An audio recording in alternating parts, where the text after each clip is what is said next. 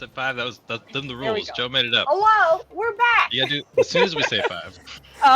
Welcome back to Difficult Terrain. We are having an afternoon Sunday here, which is, I think, the first for us, if I remember I correctly. think so, yeah. So, I mean, we yeah. did the Power Rangers stuff. Yeah, but Difficult Terrain on Sunday. There's a mood going on right now, and it is, I don't like rules. I love, so that's great. We're back, as mentioned. We're going to run around and let everyone introduce themselves, and then we'll hop into the recap, and then, we'll talk about things and stuff. I'm going to bother Flanny because his mouth is full and he's chewing. So could you please introduce yourself and character at this most opportune of times? I'm the Flandy. I'm playing the Ryland. He's a Furbolg. I don't know what the fuck class he is because Foos is mean, but he's here and he's doing things and he doesn't know what they are, and we gotta figure out where the fuck we're going. So this is gonna be fun. Nennis, take it away, you old curmudgeon. You're muted.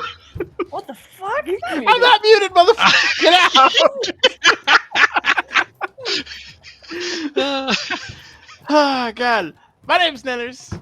I'm apparently a curmudgeon. I play fucking Dalen. He's a curmudgeon. It's going to be very exciting. I don't know how the rest of this day is going to go, but his favorite magic lady done lost an arm while he was out, so he's all like, well, what the fuck else happened? So that's going to be fun. But thanks, Foos, for adding just more trauma onto the trauma sandwich. It's like a quadruple decker right now. You can stop whenever you want. Might be like a logistics issue soon. But I'm going to pass it off to, I don't know yet, actually. Who was I going to pass it off to? Evie, take it away.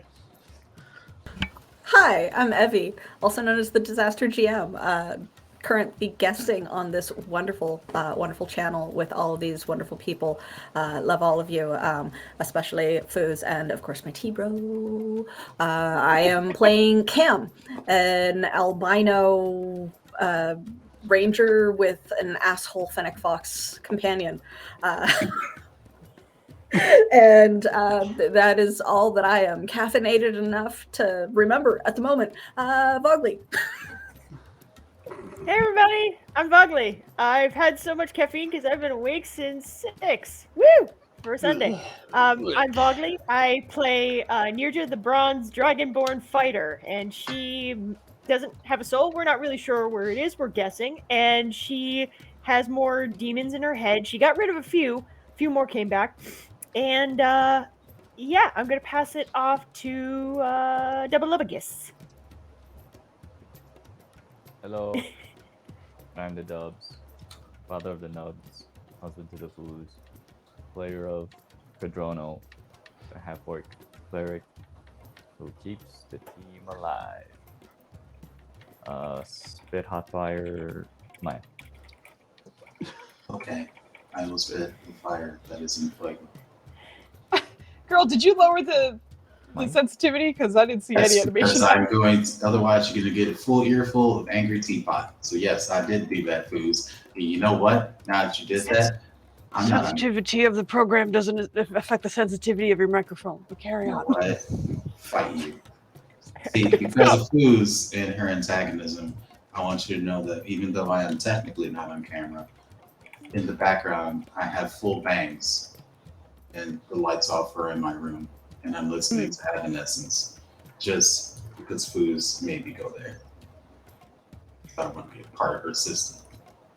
Anyways, I play Irene. She is a Phoenix sorcerer who is being pulled in 42 different directions and is very confused about what to do with her life. Also, she's, I guess, the group mama bear or something. She worries a lot. And a lot of what she do is motivated by the desire to protect everyone close to her because she loves them and they're her family. I know, it's adorable. That's who Irene be, and that's who I be. So I'm going to go ahead and hand it off to my tormentor, the one who dispenses trauma witches at random. Foos. Hello. We're back, as mentioned. We're gonna hit the recap and then go through some other smaller details and stuff and things. Just making sure everything looks good, which it does. All right. So you have to say the distracting things because my teapot is whistling and I have to address the situation. It's very important. I want to miss your recap though because your recaps are great, and also because I have name brandished and I might need that. Okay, so I guess maybe we could take a second to highlight our guest. Evie, can you tell us a little bit more about Empyrean Rising? And how that is very exciting and it uses the cipher system? I guess so. Hi.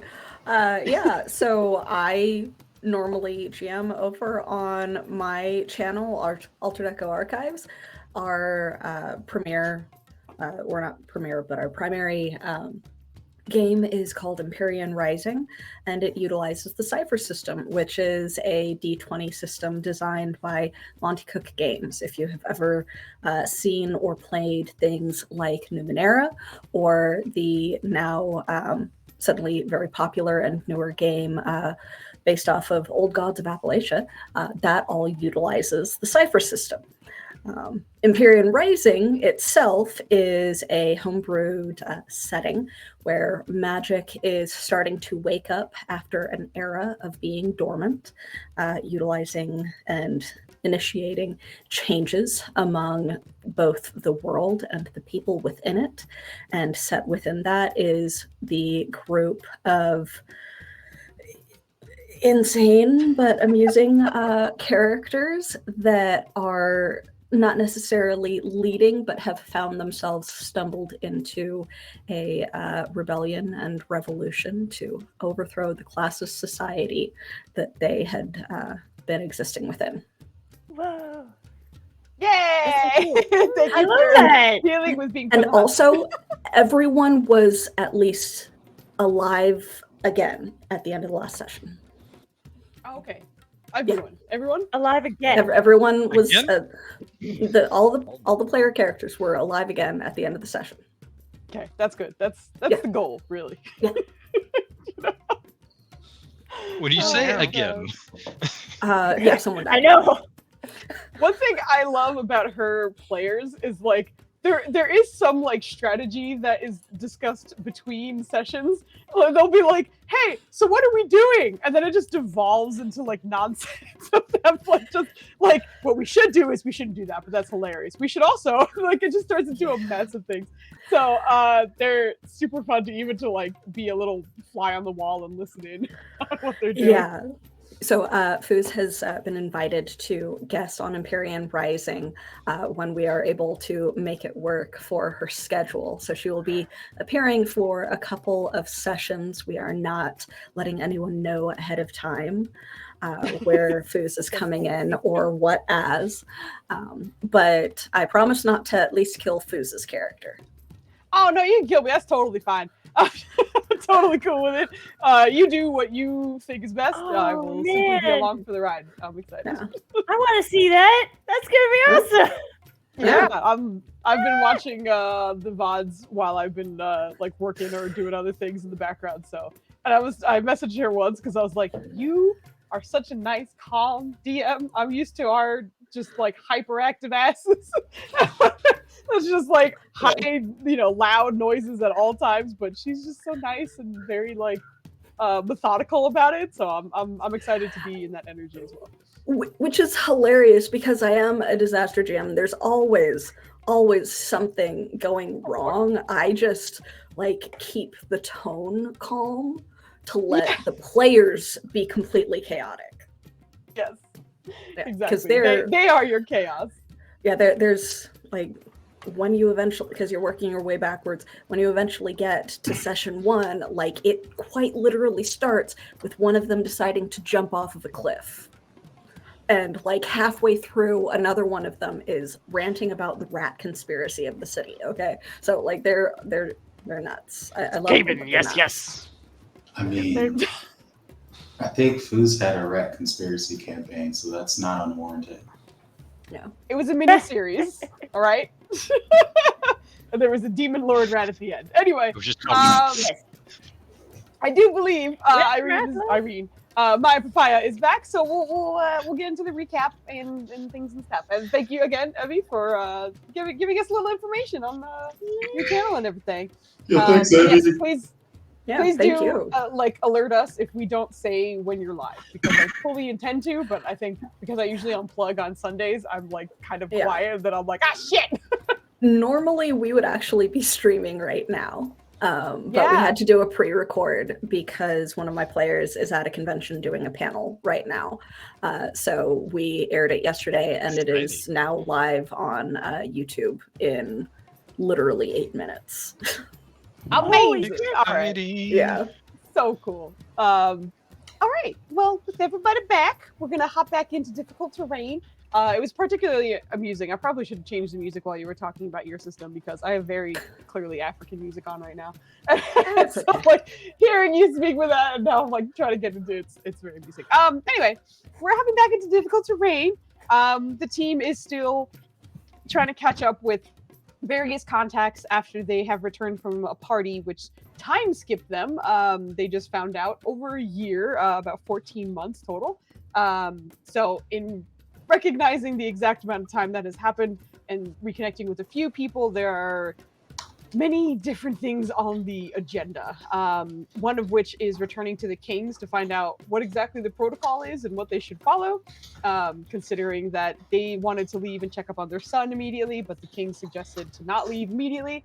There was the, well, we're kind of revisiting some of the vendors in the area, the first one being Kurugu at the Midnight Scale, who has returned your magic items to you that were in process, that were obviously completed quite some time ago, but are ready to be picked up. So you guys are still there currently, so if there are any other questions or anything you want to do or say while you're there, you still have that opportunity.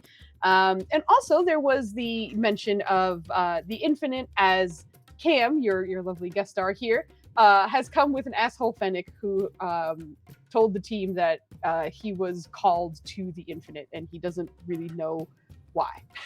Just that he is. So with that limited information and a bunch of different kind of threads and different directions, you guys are coming back to the campaign in this moment.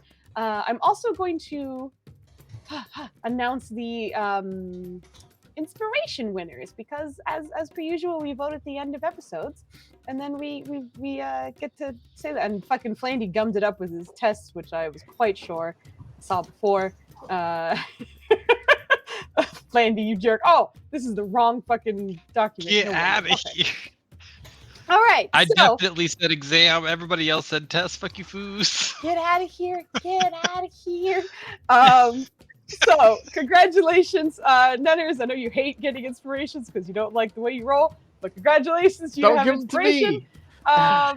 And Evie, our team loves you so much. You have another inspiration this session. So thank you for joining us. They love you. So you two have the inspiration, the D20s that expire at the end of the night. I do believe we still have the birthday inspirations out for the November boys. So don't forget, you still have that. And Flandy, I think at the very top of the stream, that Kit gave you a D4.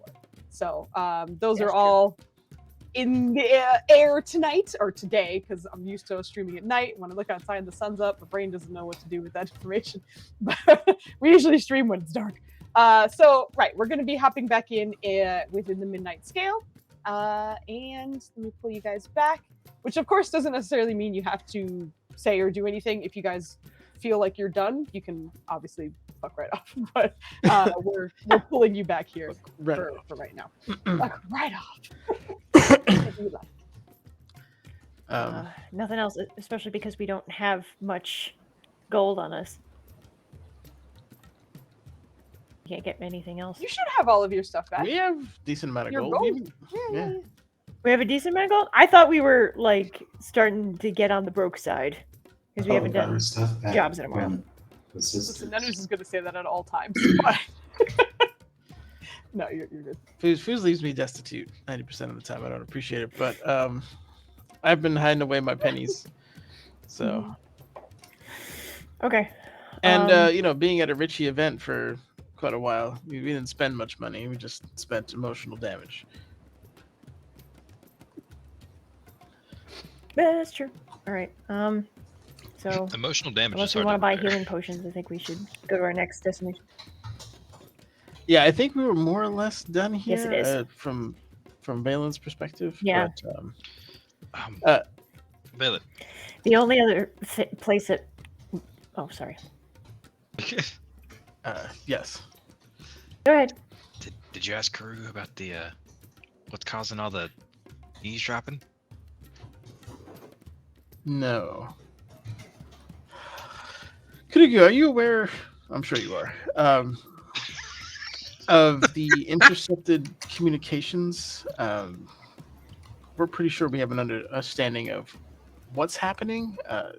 Just wondering if you had any perspectives that we didn't. There are a few questionable things happening currently, but for that, from what I have been able to test, it seems as though there are manipulations in the weave.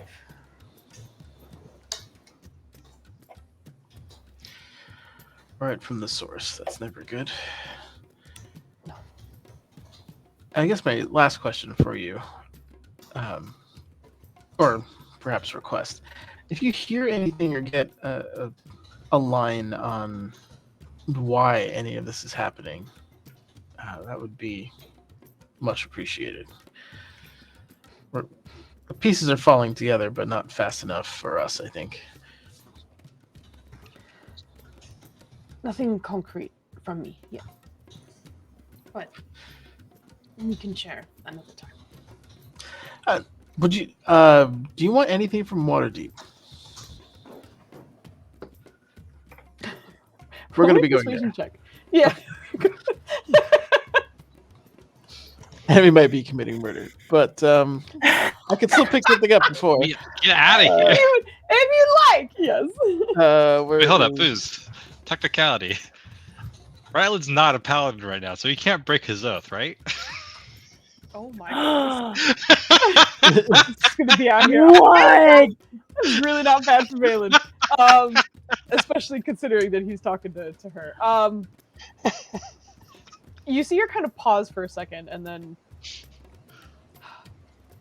I had a contact that was supposed to reach out to me before the gathering, the party, whatever it was. He was from Waterdeep, and I could give you an address. If you could check in, Of course. I'd appreciate it. He wouldn't happen to be a tiefling, would he? I don't believe so. Okay. Murder's still on the menu, boys.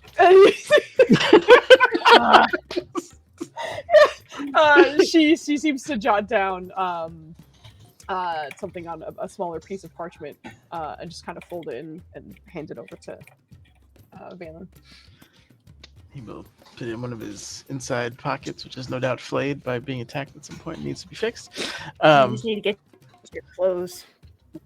But yeah, he'll thank her for her time and her expertise. And assuming nobody needs anything else, I think we need to see Mukami next, right? Before we go to the Kings? That's what I was going to say.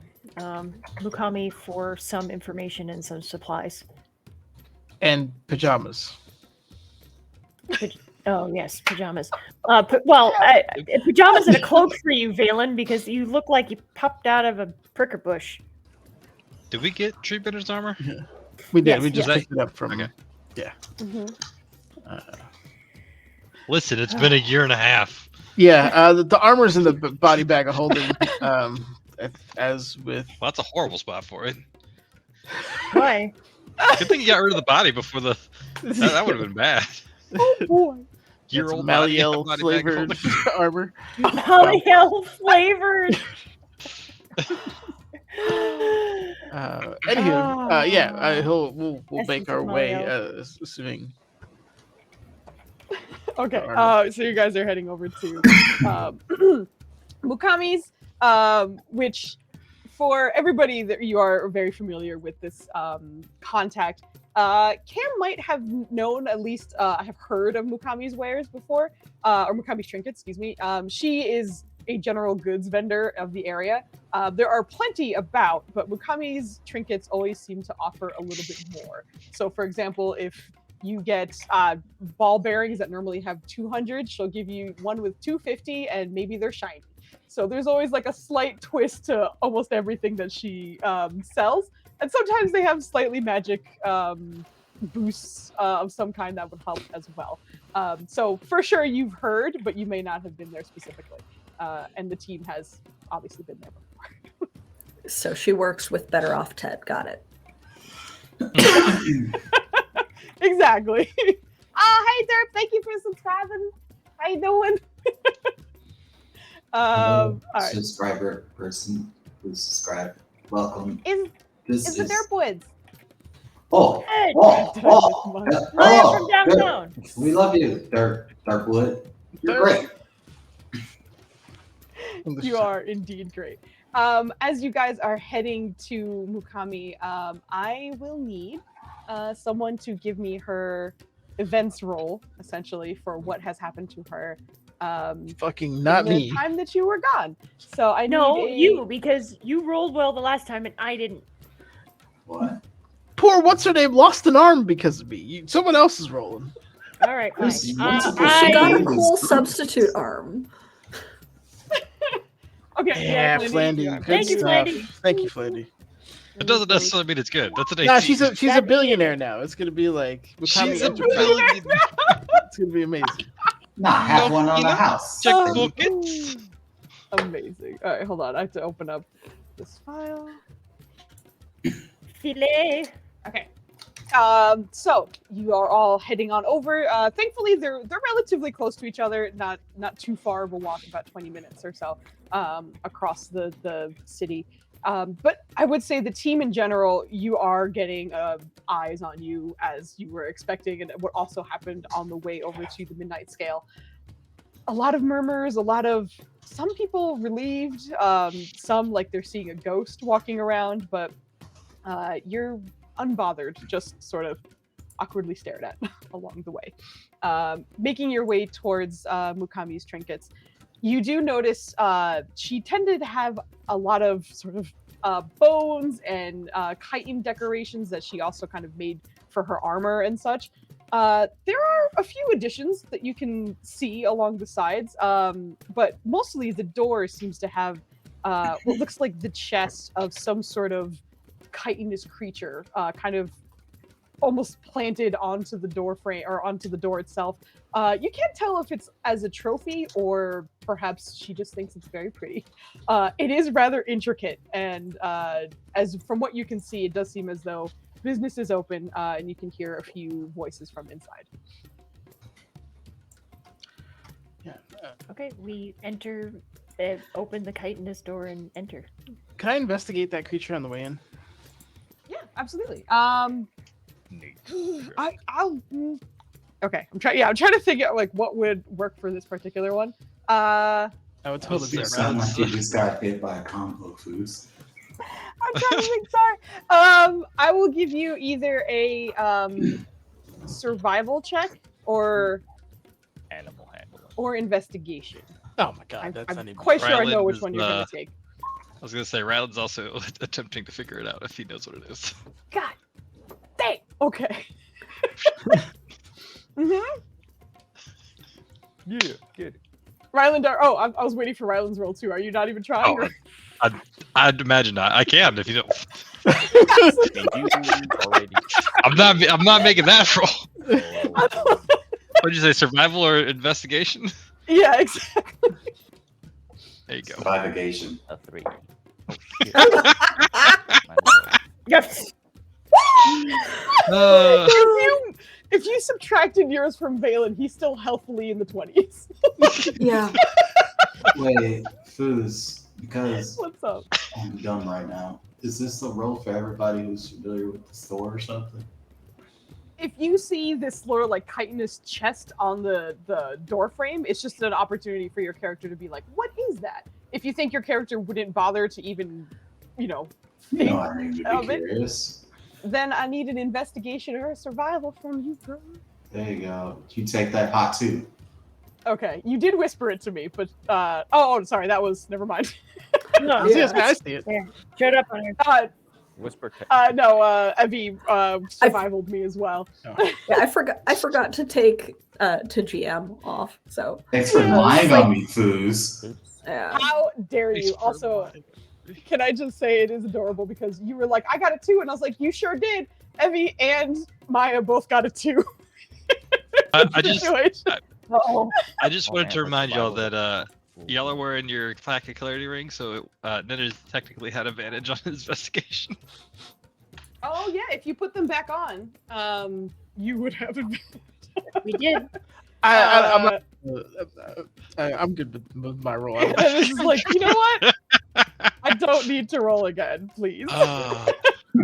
Okay. So that being said, and as you're looking over it, I think for the unfortunate kind of the people who did not do super well, which I think Ryland first, just looking over it, you're like, it's weird, but you can't really figure out why. And maybe part of that is because like it's been kind of shined up a little bit and like maybe decorated a little as well, but it's really subtle. So you're like, it's hard to tell where it originated from. Both Irene and Cam, I think the both of you are noticing like this is certainly not like a natural creature. This is likely not a beast specifically, but you can't tell much further than that. And for Valen, as you're looking over it, you immediately clock that this is certainly not a beast. This was likely a fiendish creature of some kind, and there are plenty that have sort of bug or chitinous sort of armor along them. But the longer you're staring at it, the more you're recognizing this was likely a chasume. That the chest piece from pretty much the neck down to the abdomen was pulled from the body. And you also recognize that these creatures tend to have not only protective parts with no, that's not how you spell it at all, Flandy, goddamn. Protective features to their armor, but they also there's some like superstition around some of their body parts as well. So she kind of hung up that chest piece. It can be a warning to other fiends. It could also mean that she likely harvested the rest and decided that since this was the least helpful, that she would use it as a decoration. But you do see that along her. And for those of you, close though, who do not know. Sorry, go ahead, Nims. That's alarming if she got a hold of one of those. Yep. They are freaky little fucks. I'll put a picture of them. In our Freaky Discord. little fucks. They are. They don't usually they operate don't. alone. I put them in the Discord if you want to take a look at what a chasume is. Oh, thank you, Foos. I'm gonna go look right You're now because I'm very curious. Maybe it's Maybelline. Maybe it's Chesme. Yep, it's a bug with hair and my god. It's no good. It's no good. Oh, yeah. Bugs with it's- hair. Why is its hair like that? It looks like it's ready to collect some money. I will no also money, say, it has always had hair since like the beginning, and Speaking of time, since like they've been a thing.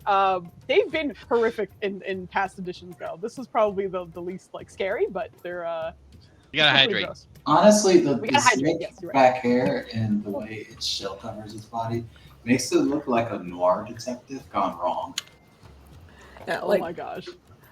I'm familiar with them from 3.5, so I'm going like the fuck.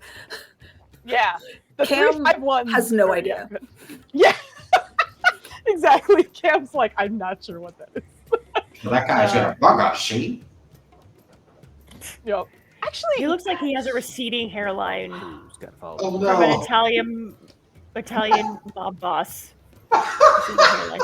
It's so That's what sweet. that hairline That looks was like. very specific. go ahead and roll me one more survival check. I'm gonna give you advantage. Wait, is it? Holy shit! Partially Boggle, background. you got it. I wasn't sure what she was saying, but go ahead and please roll me one more. Okay.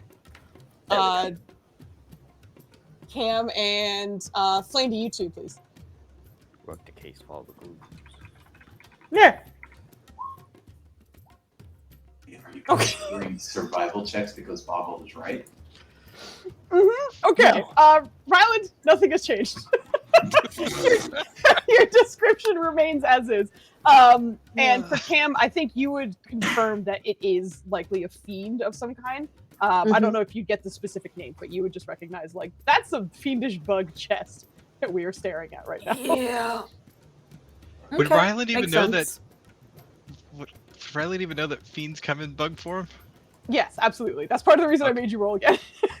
I was like, become he a would. giant. I feel like he's probably just overwhelmed with, like, usually he has the divine sense to kind of trigger, and he's just like,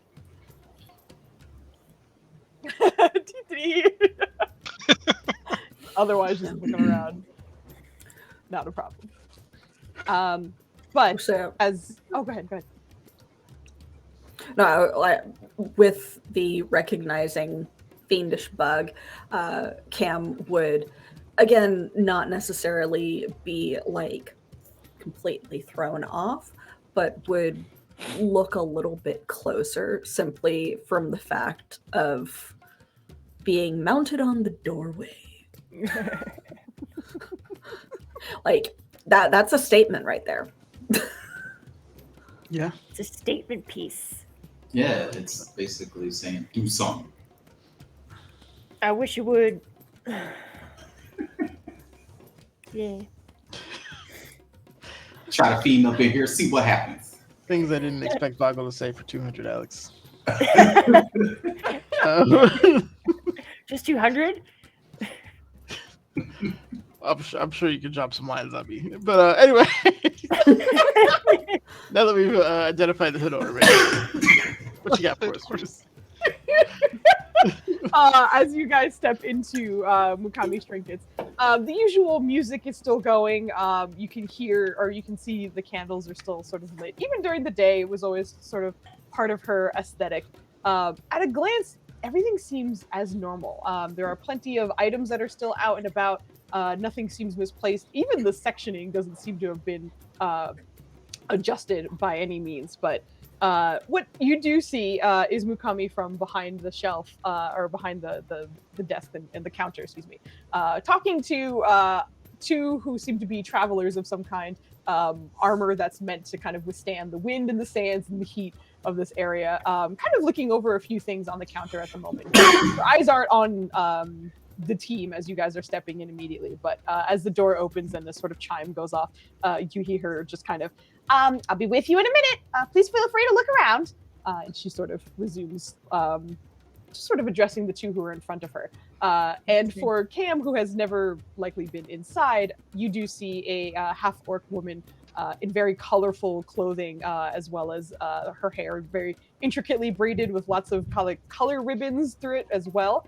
But very jovial and rather tall as well. But from behind the counter, she seems to kind of move with like a grace and almost eccentric kind of movements and smiles about her as she speaks to those in front of her.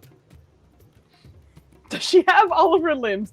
At a glance, correct. Yes, you do see all of her limbs. That's very important. That is. Yes. Yeah. she wearing an eye patch? She's not wearing an eye patch. I have a peg leg. How much So stubble I does guess I she can have? off as limbs. How much of that hard times stubble does she have? None. She got a respirator in the background.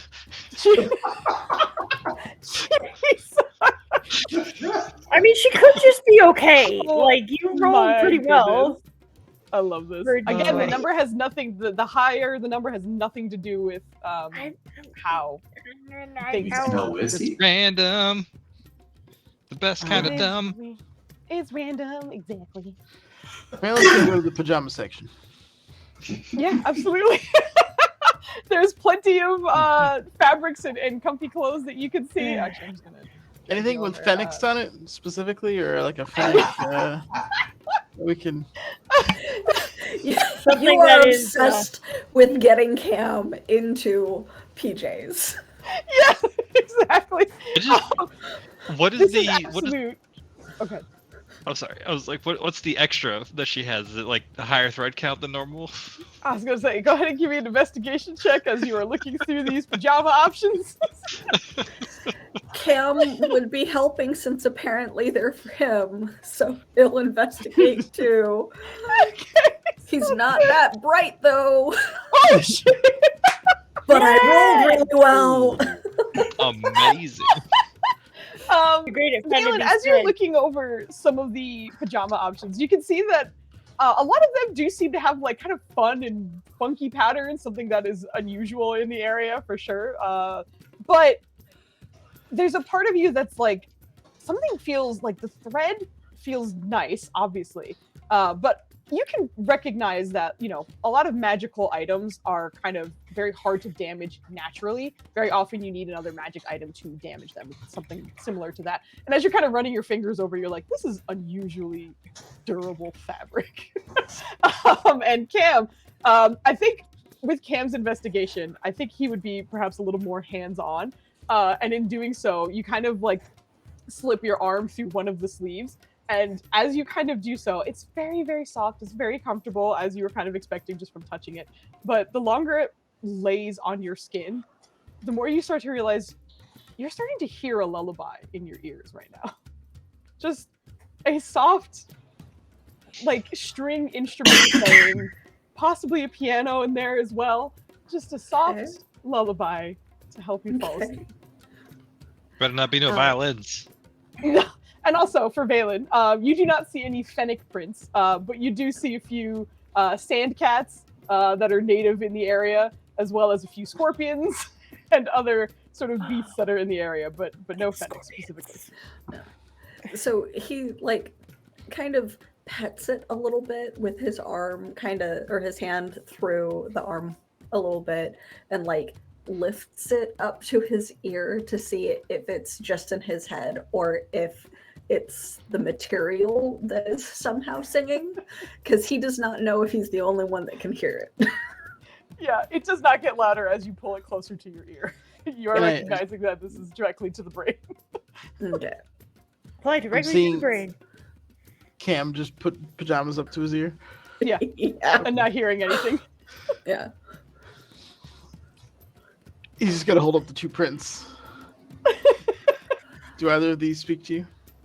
Well, the one that I was trying to listen to, and I'm kind of listening to it now, and I'm going to take my hand out of it so that I'm not listening to it. But I suppose that any of them would speak to me if I were to put them on, though there's not really lyrics.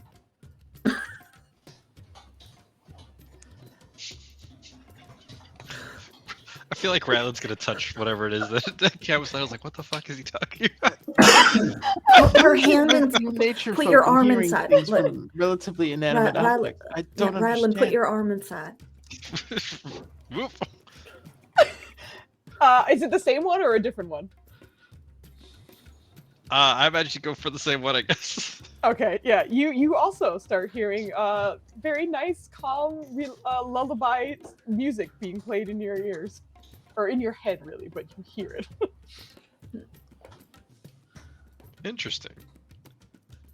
Wonder if it like turns off in a few minutes. Is there a timer on this? It's gonna like start looking for.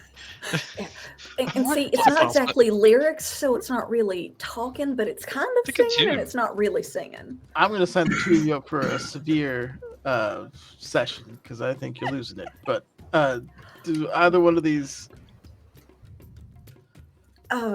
Well, that one kind of looks like the tail of the scorpion is similar to my glaive. And Okay, he smiles Okay, that's charmingly, scorpion, or so much as he can, at least. I'll take that answer. He'll just put it over his arm and leave you two to. Hey, hold on, does that one make noise too? He'll put his arm. Before he gets a cloak. Ryland, as you stick your arm in this one, rather than hearing something immediately, instead you immediately smell lavender. Ooh, this one. Ooh, this one smells really good. You should try this one on real quick. All right. He takes it and throws it at Cam. So he just kind of puts a single arm through and starts like trying to sniff at the air and then holding it up to Lush for Lush to also sniff. still not quite registering whether or not other people can at the same time. Like, does it just activate by being on, or is it a mental sensation Cam does not know, and Cam is not smart enough to figure it out? You guys all watch as Lush like takes a deep whiff and like really tries to get in there with his little pointy fox nose, but like just gives more and more confused body language at Cam, and you can't hear any of the conversation, but Cam, you just hear, there's nothing happening. What are you smelling? It smells like fabric.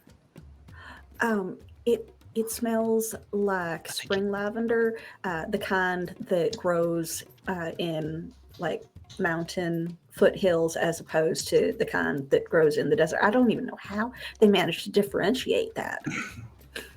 Smells There's a like slight early pause. onset mass hysteria. There's a slight pause as Cam finishes that explanation, and then the little fox's paw kind of reaches out to like paw at his nose, almost like trying to fix it with his paw. Are there? No, no, like put you. How does a fox wear pajamas? And then Cam is trying to shove Lush into one of the armholes. No, I don't want it. No. While that's going Yeah, one on, of the sleeves. Ryland's looking for a pair for Valen. He's specifically looking for one that has like studying prints, like books and stuff like that, or a library or whatever. You mean investigation check for that? He's gonna respond. He's like, "Oh, you gotta swaddle him. That's the best way to put." Okay. Yeah, but this is funnier. You think he wants me doing this? Ryland, you do not find one with any books or anything, but you do find one with a lizard that reminds you very much of that lizard you had a conversation with in the desert quite some time ago. Ryland's gonna take the top off of that and put it on Valen. I mean, Valen did kind of like walk away. You're gonna just chase after him and try and throw pajamas on him? Yep.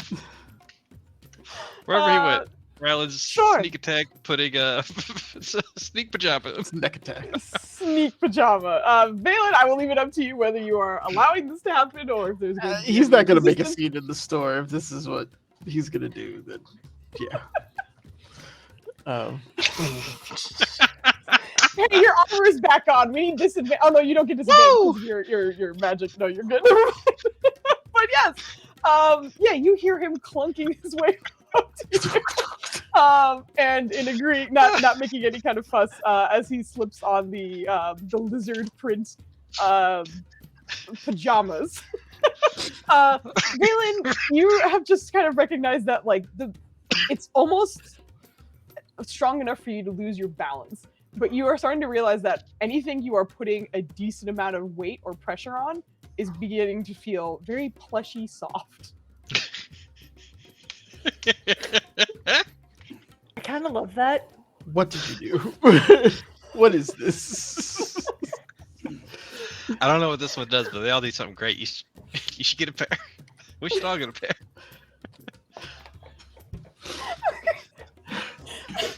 You guys ever come back from a traumatic event and be like, everyone needs pajamas? Yeah. You know who I that think should would be the like default. this? Give this to Nerja. Okay. She's I gonna don't- carefully take it off. And what's Nerja doing? Nurjit was actually just standing online waiting patiently so she can, say hello to Mukami and just kind of like break the news to her. But, she's kind of like keeping an eye on Mukami and then sees you guys do things with pajamas and she's just like, what? And then she probably saw Ryland or heard Ryland clunking over and then look to see what he did with Valen. I don't know how big the store is or how far away, but she's like giving a good distance between her and the customers up in front, like respectful to arm lengths away, so she's not hovering, but just waiting for Mukami to get free so she can say hello. Mukami's So I don't too know busy if with the other two. Yeah, so I don't know if Nirja heard what Ryland was doing with Valen, if they were in proximity, but it sounds like she probably did. So if she did hear them, she would say absolutely not. Put that back. Oh my god. Get Once something for Actually, Valen. He needs a You cloak. should try it. Yeah. Try it. I promise. It's great. Later. Can you look for a cloak for him though? Black. once or I maybe... Sorry. and once I have successfully stuffed Lush into one of the armholes, I am going to try on the other one that Valen had picked out for me as well. While watching Ryland trying to get Nurja into the other pair. I think it's one of those like you know when like cats get stuck in the sleeve of a coat or like any kind of sleeve and it's just like their head and then like animal sausage. Yes. That's what you have. If anyone turns around at any point, we'll see Lush's face out the end of a sleeve and the rest of his body just kind of plumped out in the rest of the sleeve. But Cam, as you put on the other pajamas, as you are even just kind of experimenting with it, you feel like the lights in the room, even with the candles and the desert sun outside, immediately start to kind of dim. And you imagine if you put on the whole set, it would pretty much act like blindness. You'd probably be fully dark. Oh, I like this one. I like this. And he is moving around very, very well for being blind. Yeah. And we'll like just kind of feel around a little bit, hold up Lush sausage and show it off to Ryland, and apparently Mirja is over there with him. Riley just has the what did you say? The lizard one? He just has the lizard thing open and is slowly approaching her. First of all, that's not going to fit over my horn. Second of all, that print reminds me of that lizard that tried to romance me in the desert. Put it back. What? I don't want any memory of that lizard. I'm done with that lizard. Why are you looking at me like that? I'm sorry. Get Valen his cloak, though. He probably needs one. Maybe to put it back up on the rack. Okay. They're browsing I'm for some filled more. with demons and I'm no fun. Go ahead. It's through some of the pajama nonsense that Mukami eventually says goodbye to the two in front of the desk as they leave with a few trinkets, having paid her and then heading off. But as she raises her head, hello! Oh my goodness! You're back! Oh, it's been so long! And Nurja from across the counter, she kind of reaches to pull you in over a hug. Over the counter. And thankfully the two of you are pretty tall, so leaning over it is not the worst, but it's a slightly awkward hug at the moment. But she kind of pulls you in tight for a second and then extends, holding your shoulders still. You look good! You didn't die. And the rumor was everybody died. They got onto the floating platform, and some people were like, you flew into the sun and you burned up, or maybe you crashed, or I don't know, maybe who knows. But I'm glad Someone's new. The sun one's very new. Yeah, there were lots. What was lots? Oh dear. Oh, mm-hmm. A lot of theories. People had so much time to think about what could have possibly happened to people. Fair point. But yeah, we're not dead. We're happily alive. We're very happy to see you. How have you been? I'm pretty good. Well, I mean, all things considered, there's lots of crazy things going on, but good. Otherwise, good. You see her kind of like leaning over and making eye contact with Valen. Like, you're not dead either. You're not dead. And just kind of going through the team. Everyone made it, right? No one's dead? No one's dead. Sadly, no one died at that point. Fantastic. There were rumors that the Kings were back too. So no one's dead. Not a single person dead. No one died. No one died. I think that's best case scenario. This is a good day. Yes, and we're very glad to be back. How are you? It looks like you have some new additions. I do actually, and some of that has to do with some of the hunting that Waku and I have been kind of up to do lately. There have been some strange things happening lately. There was a while ago. There's some crazy rats in the sewers, but everything's fine with that. Don't worry, that has been taken care of. But there were a few sort of encroaching fiends and such, but everyone was so busy and scared. I'm usually not the one to go out and do things, but not a lot of people were willing to help. So I did a few things on my own, and a few I've managed to adorn the walls with. But also their kind is very helpful, very very much so resistant to lots of damage. So that's great. I'm sorry. Did you say Waku hunts? I'm kind of surprised. I didn't realize. She's an incredible hunter. Oh, okay. Where is she? She's in the back room. Do you want me to get her? Yes. Okay, hold on. Don't steal anything. She turns and goes to the back room. Don't and steal anything. I was you wondering hear, what she was like, thinking. Ryland's looking for somebody else, like other than our group, and she's like, "Who's in here?" You don't see anyone else. It's genuinely just you guys. But since the moment you have met her, she has always asked that you not steal anything. So, that at least doesn't seem to have changed. But she heads she to the has back. no idea who Cam is. She has no idea who Cam is. No. Yeah. Yep. Nope. We're gonna introduce you in a Yeah, minute. this is a register for Ryland right now. Yeah, exactly. She's very much caught up in the everybody else, so she hasn't quite made her eyes at Cam yet. But she disappears into the back room for a bit, and you hear a little bit of kind of like fussing of some kind, and you can't hear it through the door, but you just kind of hear like, Come on, man. Come here, come on. You have to get up. I'll give you cheese. I promise I'll give you cheese. Come on, you have to see your friends. through the doorway. But eventually, you see her opening up the curtains again and stepping through. Here she is. Do you like what I've done? And as the goofy ass owl bear comes out, her eyes are just as you remember. They don't seem to ever stick in the same direction by any means. But as she's coming out, as she is coming out, you see that she's fully adorned in some kind of armor.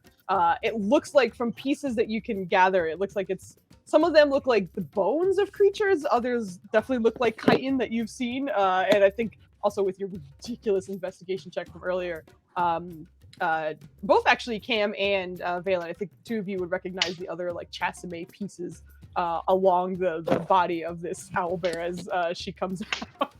I'm blind right now. Oh, that's a good point. I'm sorry. You still have the blind pajamas on? Amazing. Oh, yeah. Okay, so He's just hanging out in them. that's amazing. So yes, And Valen, because you're he's the only wearing one. armor. Because he's wearing armor, it's not like he's got them on. He's just kind of got his forearms through them and is like holding up the trapped Lush and showing Perfect. Lush off as well. The two of them were just like stumbling around. Not stumbling because you can see what a dude like enough, but yeah. Otherwise blind. But yes, Valen, you would notice pieces of the chasume within this armor set, as well as a few sort of like decorations. She looks like she would look dangerous if not for her face, to be quite honest. Like, the armor looks incredible. It's just the creature it is attached to is just really goofy looking. So as she kind of steps out, she sits up in her normal posture, which has always been just very formal almost, but with the eyes in opposite directions as always. So this is our gear that we normally hang out with. I leave her in it all the time because sometimes surprises. But you know, I only put mine on when I know I'm leaving or whatever. But she's been doing great. She's amazing.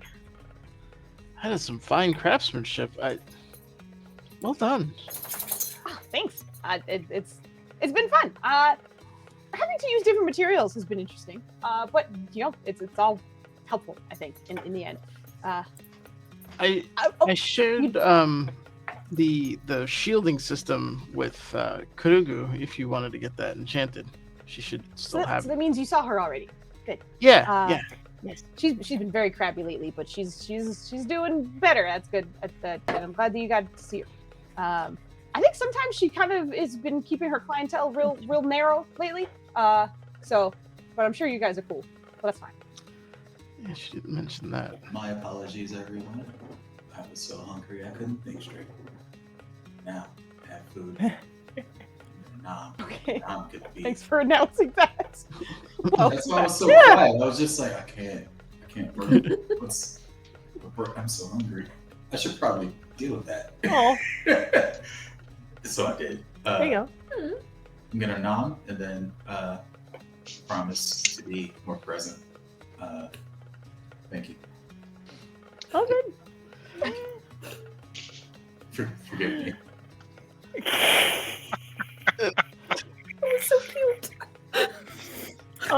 god. So Yes. Sorry. Okay. So, you've been hunting in the giant bugs in the desert?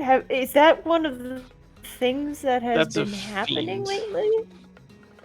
It is indeed. Beg your pardon? It's a Chasme. demon thing. A chasme? They like to Chasme. exsanguinate their foes, if memory serves. Lovely. Yeah. Some of our traveling trading routes were not making it to the destination, and some of my contacts said they seemed like they were exsanguinated, very dry bodies. But I mean, that's not too unusual in the desert. But no one really wanted to investigate further. So Waku and I went out to go check it out, and we found some of those little flying bug bastards. But don't worry, we killed each one that we saw. That's incredible. Well, good job, Waku. And she goes over to Waku and asks Mukami as she goes, "Can I pet Waku?" Oh, absolutely. I'm sure she'd appreciate it. Just gonna gently pet Waku and tell her how good she is. The crazy eyes never stop, but you hear what you assume is some kind of purring under her breath. I get purring, yes. Anyway, what were you here for? I mean, besides to say hi to me because I missed you so much. But that's the what important do thing. you need? Our new friend here needs pajamas, and you usually have your ear to the ground, so we also wanted to just get a lay of the land, as it were, given our Valen absence. also needs a cloak. Valen My- needs a cloak, okay. My robes are fine. I just need to mend them. Okay, yeah. When in the entire year we've been gone, have you been able to mend them? It was not a year There's for also us. pajamas. She's kind of getting her sense of humor back. So she just sort of laughs and says, "Unless you have a spell, Mukami, wouldn't- that could prevent his clothes from turning into a cheese." That No, would be it's fantastic. ribbons is my. It's why I've kept these. I don't want to get something nice because it's just going to get ruined. Yeah, I mean, the thing is, if I were to give him something, it would likely be slightly magic tinged. And I imagine you are fighting a lot of magic things, which would just be able to destroy it again anyway. So if you're looking for something that like wouldn't tear or break at all, that's a little above my magic capabilities. And for that, I would ask you to ask Kurugu. But I imagine she would not be super excited to fulfill an order that was just make sure my clothing doesn't rip, because she's on to big bad things now. But also, and you see her leaning over to make eye contact with Cam. Hello, new person. I am Mukami. Welcome to my welcome to my trinkets, my wares. He switches Lush over to one hand and you can tell that he can't see her because he's kind of looking past her, but he has really high passive perception and blind fighting, which gives him blind sight within 10 feet. So without erring, like he looks in her direction and waves and then kind of smiles charmingly and like half bows while still holding the trapped Fennec up. Hi there, I'm Cam. I have made friends with your lovely friends and am very happy to meet you. Ma'am, sir, ma'am or sir. It's ma'am, but yeah, I'm not terribly offended either way. You look like you can look a little bit, but not look good. You not look good. You know what? All right. I think you can still see, which is interesting because I know what those pajamas do. So that's cool. You seem to have picked up a very talented friend who can look good. Oh no, I cannot see a thing right now. But I appreciate the walk back of saying that I don't look good because I know that I do. Perfect. All right. This is a good addition to this team, I think. So I appreciate you being here, and I'd love to see you folks around here. I would say make sure that you stay in the shade because it looks like you're going to burn up real fast in this desert. Okay, so I I actually have some umbrellas and things if you need anything to kind of, cover yourself while you're outside. I do burn easily, yes. Just one moment. And just sets Lush down on the ground and proceeds to take the pajama sleeves off from around his forearms. In the time it takes you to do that, you watch as everyone else watches as Lush tries to kind of like worm his way away from camp, but only gets like maybe a foot by the time you take it off. Yeah. He will also then like just kind of inside out dump Lush back out, pick him back up, and prop him on a shoulder. Vigorously With the full with the full expectation that he's gonna get bit. It is the maddest Fennec you've ever seen on Cam's shoulder right now. Just full. He doesn't have eyebrows, but he would have. Oh, thanks for the inspiration, Insomnia. I appreciate it. But certainly a cranky little guy with emotions. Thank you, sir. I shall. But yeah, as she's kind of looking over you and everybody else. Well, talking about sort of keeping my ear to the ground and things like that. There have been some strange things happening, both kind of with people and with magic, I guess. I tinker, I dabble, I make a couple things here and there. Kudugu would know more than I would, but there are times where I am doing things that would be routine, just a regular enchantment, nothing crazy about it. But as I'm doing it, it almost feels like another hand is kind of pushing it in a different direction, or like almost like a breeze of wind is trying to kind of manipulate it or something. And these are enchantments I've done for years. So it feels like someone is like maybe taking a look or something is kind of interfering. Maybe it's unstable. I'm not sure. So something is up with that, I guess. And it almost only ever seemed to happen with very specific enchantments. For example, if I was just making something shiny or making it so that you can't see anymore, everything's fine. But if I was going to make something that was like, hey, you and your friend can talk when you're, not looking at each other or something. I don't know. If you're back to back and you just want to talk, in your heads or something, something like that, then there'd be some issue with it. It seems to be. So I'm not sure why, but that's kind of strange. Some of the travelers that I've been talking to as well, the ones who kind of run couriers or sometimes trade routes, have talked about they've been seeing what they think is like a rift, almost like a storm or something. And they said after they were near it, they never really got hurt. They would always try and run away from it, of course. But whenever they were near-ish, if like they felt the winds and whatever, when they walked away, they said that their magic items stopped working. So that's weird. And what else has happened since you've been gone?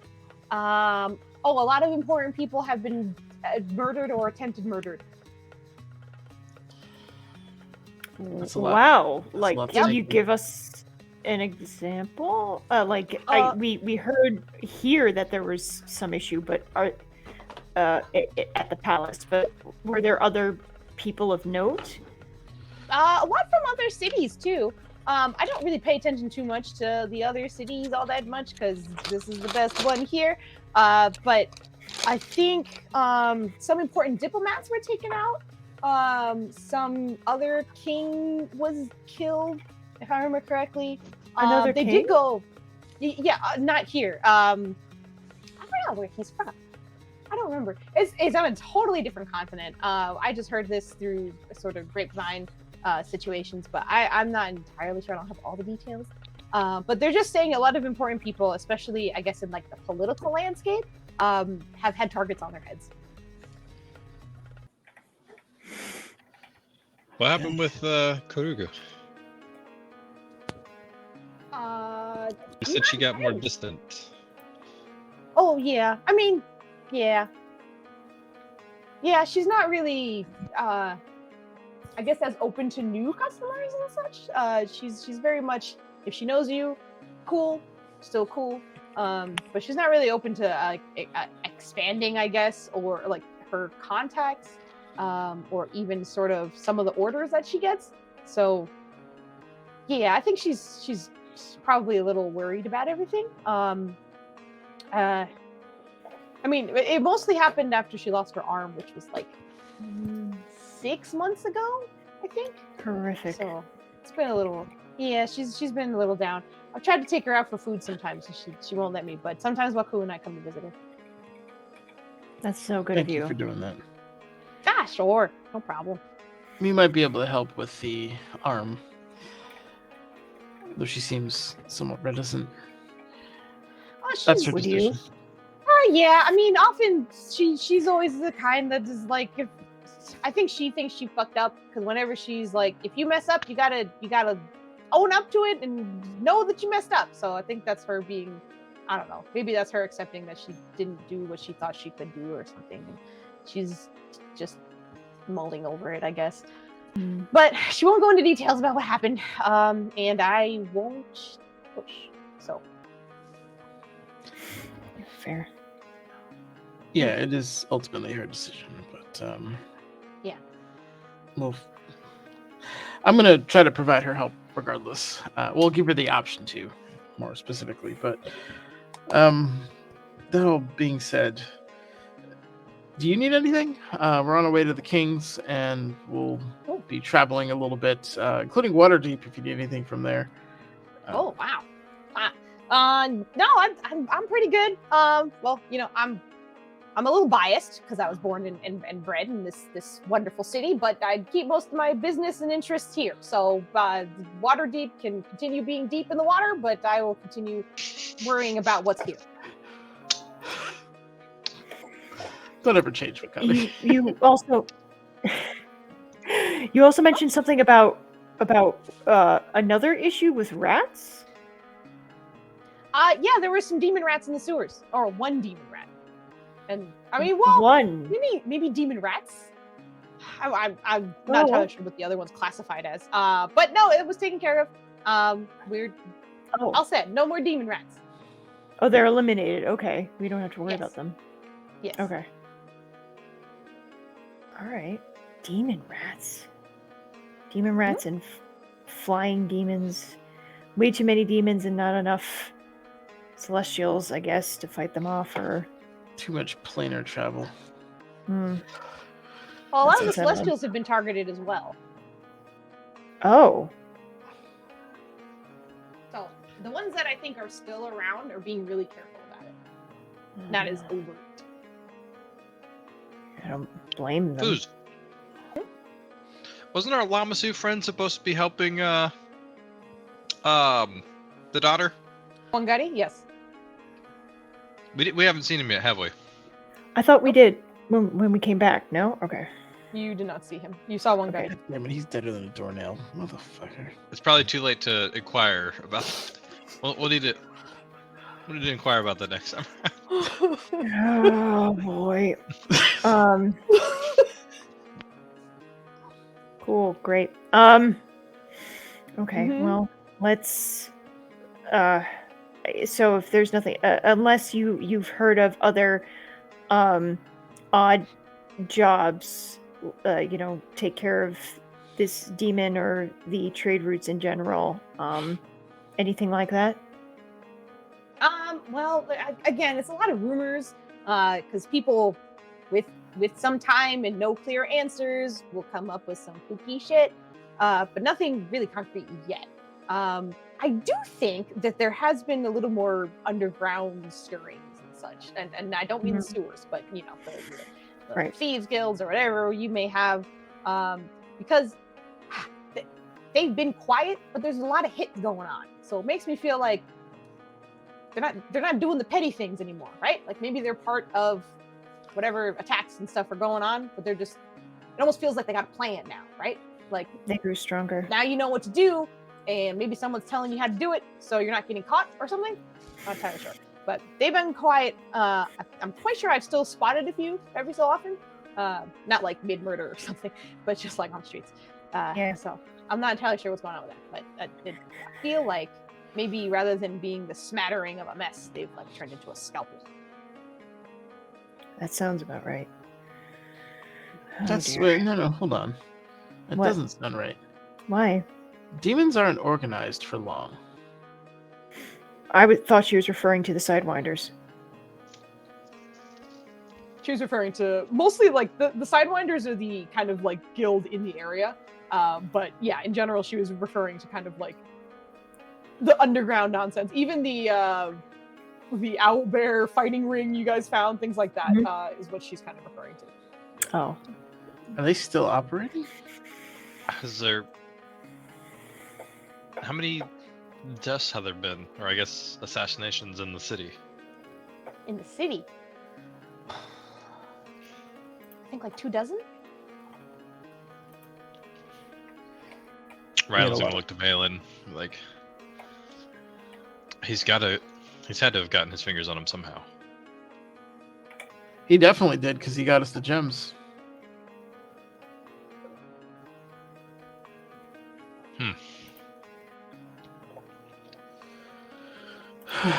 We have a lot. I think we of should work look at to those do. books again. Yeah. Which books? The books when we first Meeting got library. here, and the regular Oh. library. The The ones that Valen has so many books.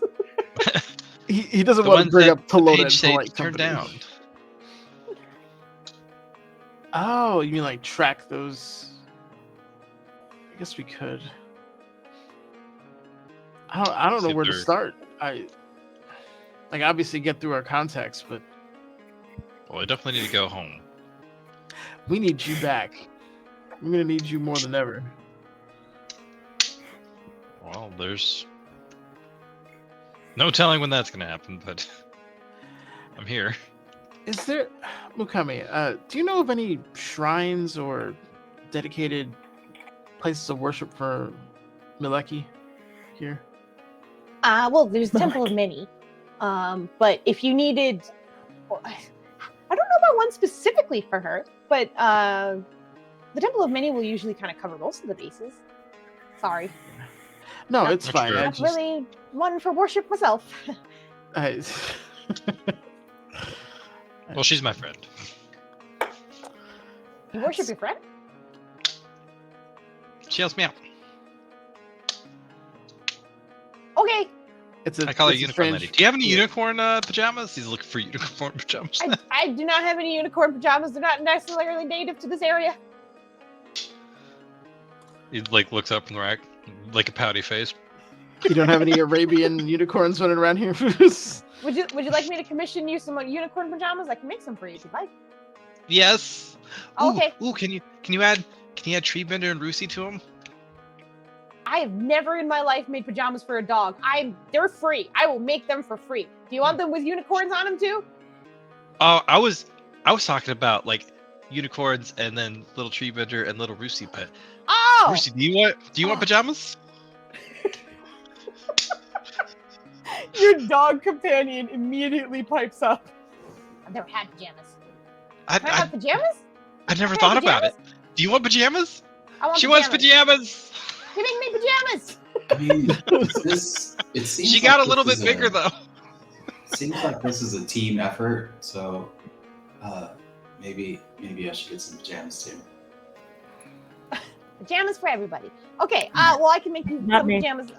I'll draft up the commission prices in just a second. I do see you have some pajamas that were on a fox and a man and some. Okay. Anyway, We're what gonna pick pajamas are you those up, getting? please. Okay. Sounds Do you good. have any friendly water creatures that are local? Like, I would ask for an otter because they're adorable, even though they're evil. But Otters No in the otters waste. around here. We have some with fish on them. okay, just for me. And then if we could add Okay. Treebender and Lucy. Oh, another commission one. Oh, okay. I mean, I can make it another, water creature if you want. I mean, I was just saying what I have in stock. I trust you. I believe in you. Okay.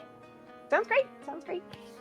So these are going to be customized pajamas. I do have some effects that I can put on them, as some people have found out.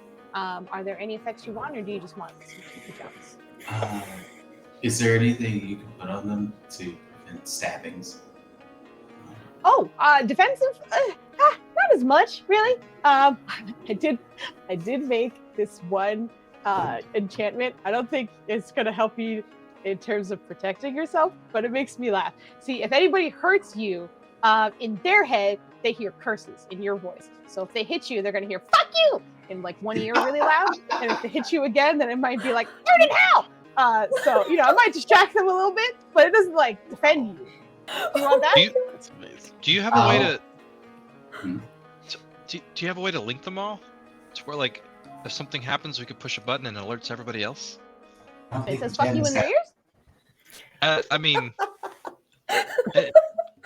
anything. So like, if I don't know, Kadrodo is getting attacked in his room, and we're halfway across the manor, and he pushes his. So you help can button. hear him getting hurt or something. Yeah, I could probably do that. It would take a little bit of time, but Hold on, maybe Probably. that doesn't require a button. If you have the thing that makes the attacker hear it, what about a thing that's just linked between us? And if somebody tries to stab Padrona in his sleep, which is surprisingly likely, we can hear "ow" and then get to him.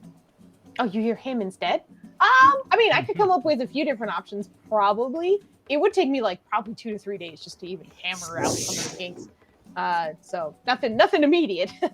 But sure, if that's what you're interested in. So that would be a set of what? 6 pajamas? 5 pajamas? How many pajamas? No That's pajamas. a lot of pajamas. You're We're all- going. 5? At least 5. Well, At least I think right now. Sandy, I think Rose wanted. I think Rylan, I know names. I'm so good at this. Hey, That is Knows. kitty cat. Yeah, the cat. Kitty cat. Kitty cat. I just like see feet in the air, and I thought it was Yeah, much what a further fucking away. pose. Also, Yeah, I thought it was need to go to much the further bathroom, away. So I'm gonna leave you guys alone for a minute. Please don't kill each other or something. I will be No. right back. Don't steal anything. We start a fight. Don't- Everybody roll Don't initiative. steal anything, please. Yeah. I want to start a fight. Do we have? Does it have to That's be right back up. pajamas? Yes. Can't. Also, we should ask about pillow weapons. Pillow No. weapon. What we should ask about are gifts for our I'd have- son. that I we're have gonna a see. pillow fight with you Yes. if you wanted. Oh no. But what I meant is like, if we get stabbed in our sleep, which is again surprisingly likely, we can just reach back at our pillow and have a weapon. I think what Lovely Mikami was saying was that is kind of in the realm of Kurugu. Yeah. Well, you could also switch it out to a feather down pillow. They are quite heavy and good for like smacking someone in the face, and then like that would distract them until you got a different weapon, or keep a dagger Actually, under You know what? your No, you're pillow. right. Pillows are a bad idea. I mean, we've almost gotten killed by them. You could keep a dagger under your pillow. That's true. The problem is when the pillows have bombs in them. That part I hate. Yeah, we experienced that at one You- point. Yeah. You have was exploding pillows. We Well, didn't. not so much the pillow was exploding, but there was an area of effect that was extremely painful and damaging from a pillow. I don't think it was. I don't think it was the pillow itself, but it was an object from the pillow. What were you going to say, Balin? We need gifts for our son. Yes. I gave him caltrops the last time we were here, I believe. And I think we need. Well, what else could we get him? Let's think about the things we've already gotten him. We've gotten him like leather armbands. We have given him spell books. A crossbow, a dagger, caltrops. I would like to do more weapons if at all possible, or something for the shoulder. Okay, She's hey. actually starting to look around the shop for a Nirja, pauldron. Yeah. Nirja, maybe ease off the weapons, please. No, he He needs to doesn't defend need to himself. carry an entire arsenal. Also, I'm not doing that. he's a mage. How about we see him first and Yeah, why don't we see what's ask? happened? Well, we should gotta bring have a him nice, something. like, yeah. Yeah, I think us being Valen's there correct. will be enough. Irene's gonna pause for a second and be like, I'm a little leery about the weapons. I told you about what happened when I went down that hall, right? What we saw. I understand that. Yeah, and all the more reason to give him armor, train him. Make sure that he's ready. Mokami, is there anything appropriate for a She's in the bathroom. 10-plus-year-old boy? I'm right here. You're not. No, you're not. You're still in the bathroom, Foos. You can't fool me. For a 10-plus-year-old boy who's seen more than he's probably should have. I thought, I I guess thought he's 9 now. I guess that depends on what he's, what you're trying to do for him, right? If you want a toy or something, I can come up. I have a few things like that. If you want something to make him feel real comfortable and cozy and maybe, relax a little bit, I can do that. If you want something that maybe like a puzzle or something that he can kind of expand his mind with and might be good as a distraction to help him calm down too, I guess it depends on what exactly you're looking for. I'm leaning towards puzzle, but that might just be my wizard showing. Puzzles are good. I have a fun one that I like to kind of pop out along for some people. It's interesting in that it's more about motion than it is about solving like an equation or something like that. I mean, you could, but whatever. Anyway, and you see her kind of like lean down, and at first it looks like a flattened sort of circular golden disc. And she sets it down for a second, but it's relatively thick, probably about an inch or so. And you see her kind of like press into the center of it and twist a bit for a moment. And as it kind of expands and unfolds, you see there's something that is almost kind of like a gyroscope in the center, but there are numerous sort of like levers and little like buttons and little pieces of it that kind of stick out as it continues to rotate and spin. It's a very slow rotation, but you can still see it moving. So the idea of this is that it will not close until you get everything back into place. So as it's rotating, you can see her kind of like moving one of the pieces back in, and like it goes too far. And she's like, "That's not it. Hold on." You see her kind of tinkering with it a little bit, and you're starting to see sort of like slots and little pinholes that things kind of move their way into. But as they're doing so, it continues moving, and there clearly seems to be like an order. So even if you get something right, you might have to double back and get the other piece in first before you get that one in. So it seems both intricate and simple, and a good practice in sort of like timing and focus. But she leaves that one on her desk as it's kind of continuing to rotate. This one works for all ages, and I think is it's a good way to make sure that they're paying attention. I think that works. We'll take one of those. Foos, one last thing. We commissioned a dagger before we got sent off, and we're going to bring that back. Who was making that? I totally forgot.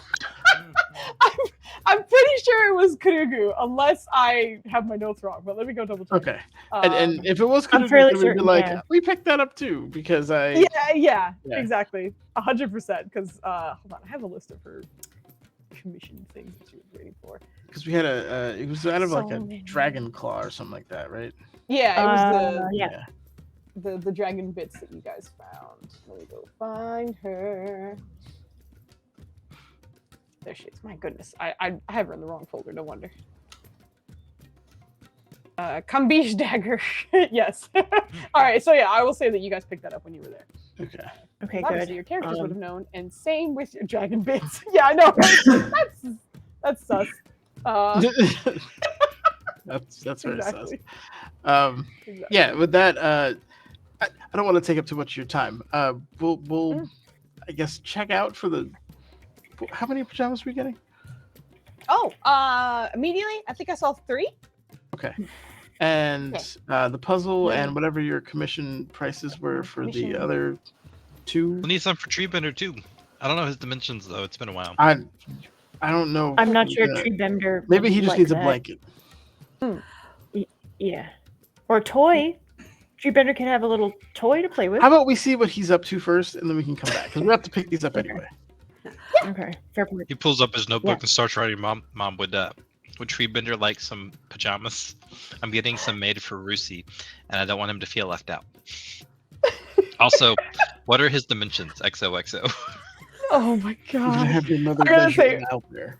There's going to be a little bit of a pause before you get an answer. But Evie, were you going to say something? I think I saw you. Yeah, we didn't actually discuss like gold or money. that Cam would have. With your character, 100%. Yeah, we like discussed a couple of items, but not like actual money. So I'm just gonna kind of assume that he possibly has money to be able to pay for his own pajamas, rather than these people that met him last night. I'm giving you a rough ballpark on your character sheet right now. Okay. But I will finalize that later. Thank you for bringing it up. Totally forgot.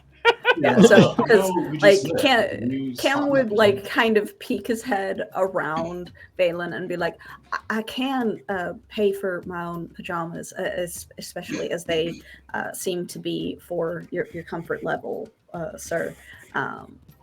But yes, I'm fully capable of paying for these. I would assume so, unless they're like extraordinarily expensive. Are they expensive like that?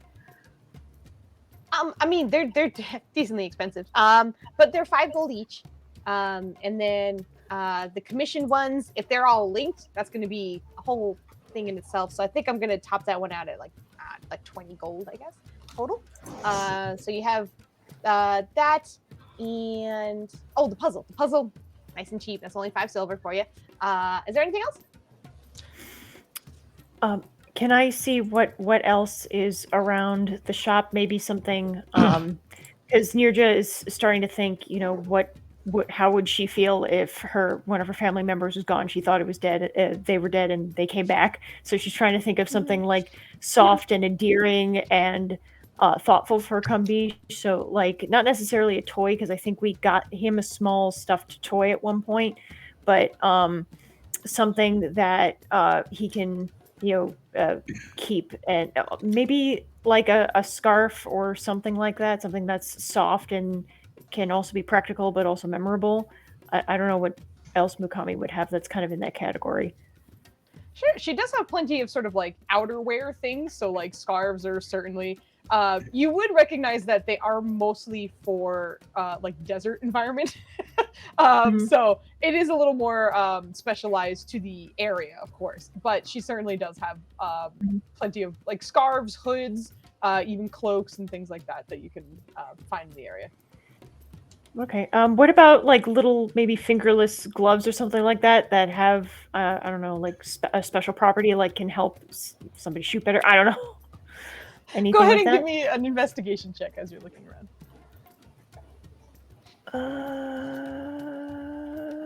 I have a +3. Fingerless Yay! gloves of aim better. I almost feel like it's the fingerless gloves of edginess. Yeah. Also, but yeah, wearing the rings to prowl together. You don't know what it's like to prowl the dark. Yes, you do get advantage because of the hyena rings you have. Yeah. Okay. I forgot. Rings of the hyena. Nope. One Okay. better. That's awesome. One better. What do I get with my one better food? No. Oh my god. You are able to find numerous gloves that she has about. She does seem to also have like mundane gloves as well. But from the fingerless gloves that you can see, some of them seem slightly adjustable, mostly just kind of like with a strap or something. It's a little. You're also recognizing in her business, she very much kind of helps the adventurer side of folks more than sort of like the regular mundane people. And that being said, most adventurers tend to be adults. So they look like they'll probably be a little bit big for his hands, but there's also the idea of like, maybe he'll grow into them. But you do manage to find like 2 or 3 fingerless pairs of gloves, all of which seem to have like, again, that sort of like durability that gives you the idea that they're likely enchanted somehow, but you're not entirely sure at the moment. Okay. But as she sees you kind of looking over them, she'll just kind of pipe up. Did you need something from over there? Yes. Can you tell me a little bit about these gloves and what they potentially do, or what enchantments they have? Oh, well, it depends on what you're doing. Who are these for? They're for Kambish. Oh, okay. Well, then I wouldn't recommend that one. The one that you're like currently holding seems to be sort of like, it's a little bit darker than usual, and a little bit sort of it has a bunch of leathers that are worked into it, but it seems to be sort of like mostly black and grays. But she's like, that helps you break into makes you a little bit better, just a little bit better, just a little bit. Not a lot, but a little bit better. So maybe don't give that to your kid. Just just thinking out loud and things. The other one, the one to the side of it, that one actually helps you for like a split second. I believe the spell is called Mage Hand, but it gives you a Mage Hand for like a couple of seconds, just for a moment. So just kind of like a quick third hand to help you out for just a moment. But it's okay. It's quick, fleeting, very fleeting. That sounds like it'd be great for juggling. I guess you have to time that out very specifically. But I guess you'd have to have the ball in the air for like a while. Anyway, I'm sorry. There's a slight cooldown on it, is what I'm trying to say. So it's not like immediate. So you have to be cautious with that timing and all that stuff. So anyway, that's that one that you have in your hand. And then the one beside it, it is kind of just for fun for me because I thought it was funny. Basically, anything that you touch with these gloves, immediately clean. So if you're touching like a really old dusty book or something, it kind of like casts prestidigitation on it in a way. It doesn't really do prestidigitation because that's like a little more uniform and orderly. So if you touch like a really old dusty book or something, just like a big plume of dust will come off of it and settle around it, but it'll be clean. Okay. You can't like fix things, but it'll make things like cleaner. You have to activate it, and you can only do that like 4 or 5 times a day. I see. That's it. Valen, I found you gloves. If we use those, it would make our jobs easier. We're usually He holds up the gloves and waves them at Valen. Valen, I found you gloves. Oh my god. That might be more appropriate for oh my god, Ryland's mother, who is now going to have yet another little one running around, probably destroying the house. Well, she 2 just little ones, correct. hands the Yes, gloves to you. we'll take that. That's a housewarming gift for his mom. Okay. And then And then the Nirja pajamas. is looking at the last two the last 2 gloves, and she's like, do I help the child break into things, or do I give him a mage hand and be responsible? Fuck that responsibility shit. And she's actually leaning towards the other gloves, the first pair, the one with the gray and black leather working, and she's just, how much is this? Those are 3 gold. Okay, and she's just gonna pass Mukami 6 gold and that's double the price. Thank you. Oh no, for both pairs. Oh, you're taking the other one's 4. The other one's 4. Okay, 7 gold. Thank you. Yep. Thank you.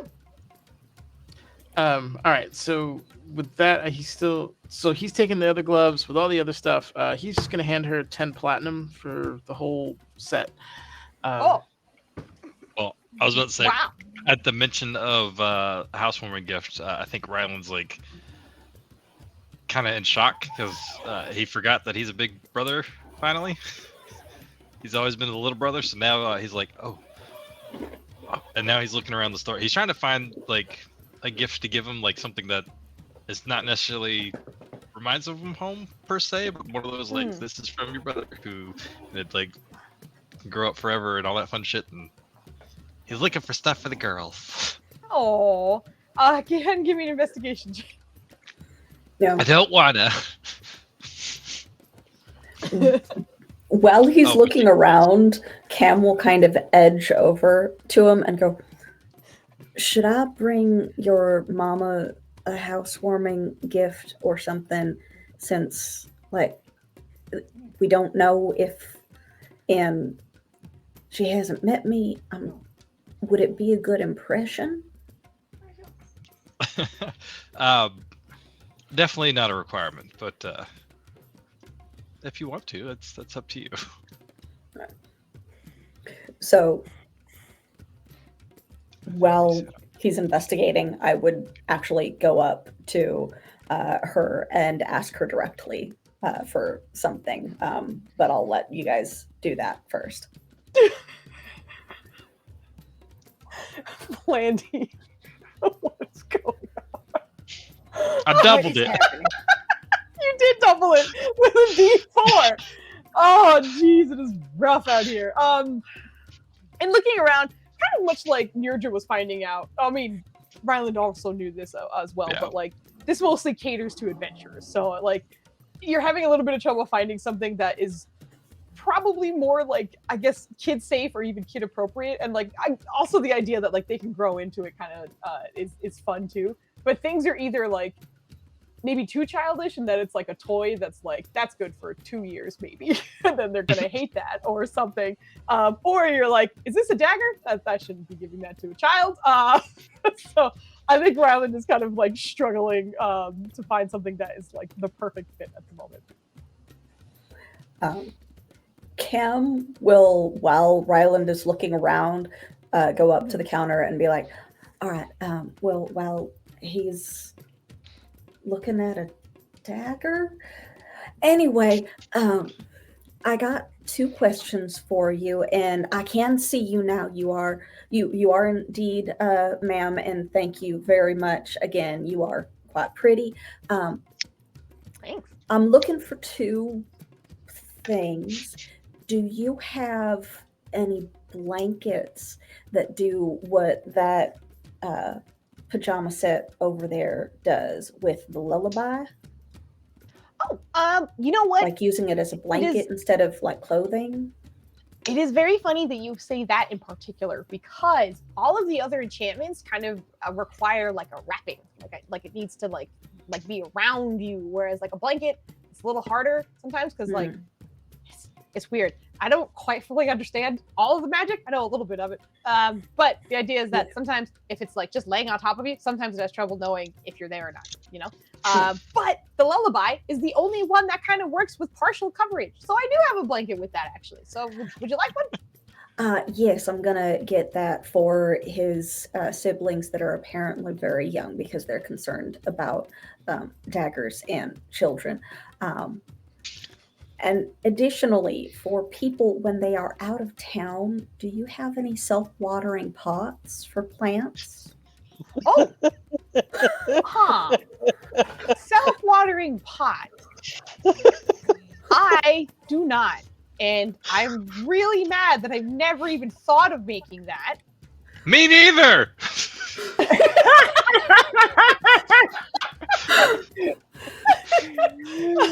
No, that's so cool though. I do not. That's amazing. I might make that a reality because I'm inspired. But I don't have any right now. Sorry. Okay. Well, I'll take the blanket and the blindness pajamas for myself. The blanket? Oh, I thought you said blanket. Like, No, blanket. Mm-hmm. And the blindness pajamas for myself. That is quite nifty. And if you do decide to do any of those, like self-watering pots or something that you can stick into a pot that like just releases water gradually or something, then I would, he's trying to speak a little bit more quietly, I would be happy to buy at least one for my friend Ryland over there because he was very, very distraught before. Yes, that sounds incredible. The crazy thing is, we have tons of those things around the city already. The kings made sure that we could, pull from the infinite whenever. So yeah, I could probably make a thing that maybe you can stick into like the soil of whatever, and then every so often it just kind of pulls from the infinite, and then magic water. Very cool. I can't believe I did not come up with this. Cam, you said your name was Cam? Yes, it's Cam. Yeah, you I can call want me you Cam. to have this as well. And you see her kind of lean under the table and kind of push what you can make out to be is likely a folded down parasol of some kind. But it seems to be mostly made of feathers and maybe a little bit of fur. And Cam, just because of your background and being a ranger yourself, you would immediately put together that this is a parasol made of Waku, the goofy-looking owlbear besides you, shedding. So whether that was fur or feathers, it is comprised of both. But it is a nice brown color. Thank you very much. That's quite appreciated. The sun and my skin don't quite get along. Exactly. So now you hopefully won't burn, and you can keep Bucku with you a little bit. Hopefully Yeah. won't burn. All right. Marlon, did you find what you were looking for? No, Do you know what you're looking for? no. Vale's gonna come to help.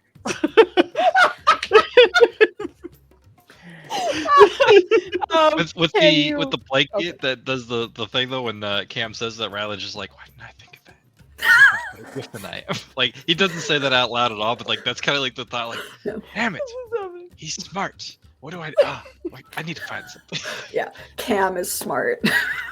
That's the best part is that like Cam's into so not great, but it's like that was a very clever moment for him. That was great. I loved it.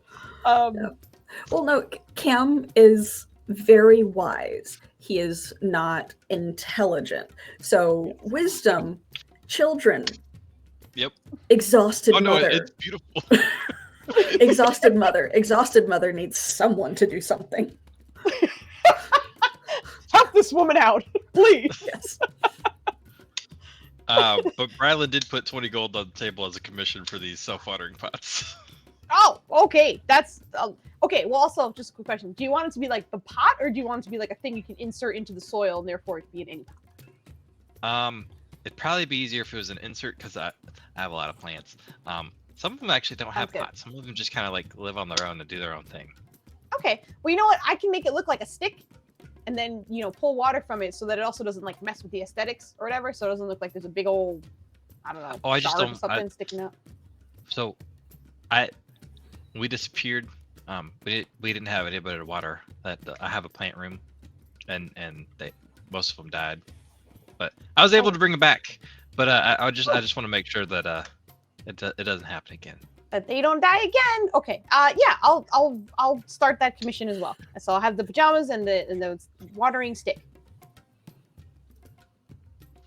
Okay. Sounds good. Just the pajamas, the blankets, some gloves. It looks like. Anything else? Or You have a good recommendation for a souvenir shop? a souvenir shop? Not a lot. I mean, I think a lot of times the taverns and stuff will have some fun like local things. The Cozy Cat has a couple of like things you can get from there if you want. We haven't been to the Cozy Cat in a while. Maybe we can. We hadn't been to it a while Pick, before we were pick gone the for a brain. while. Yeah, now you've been gone for a year and a half.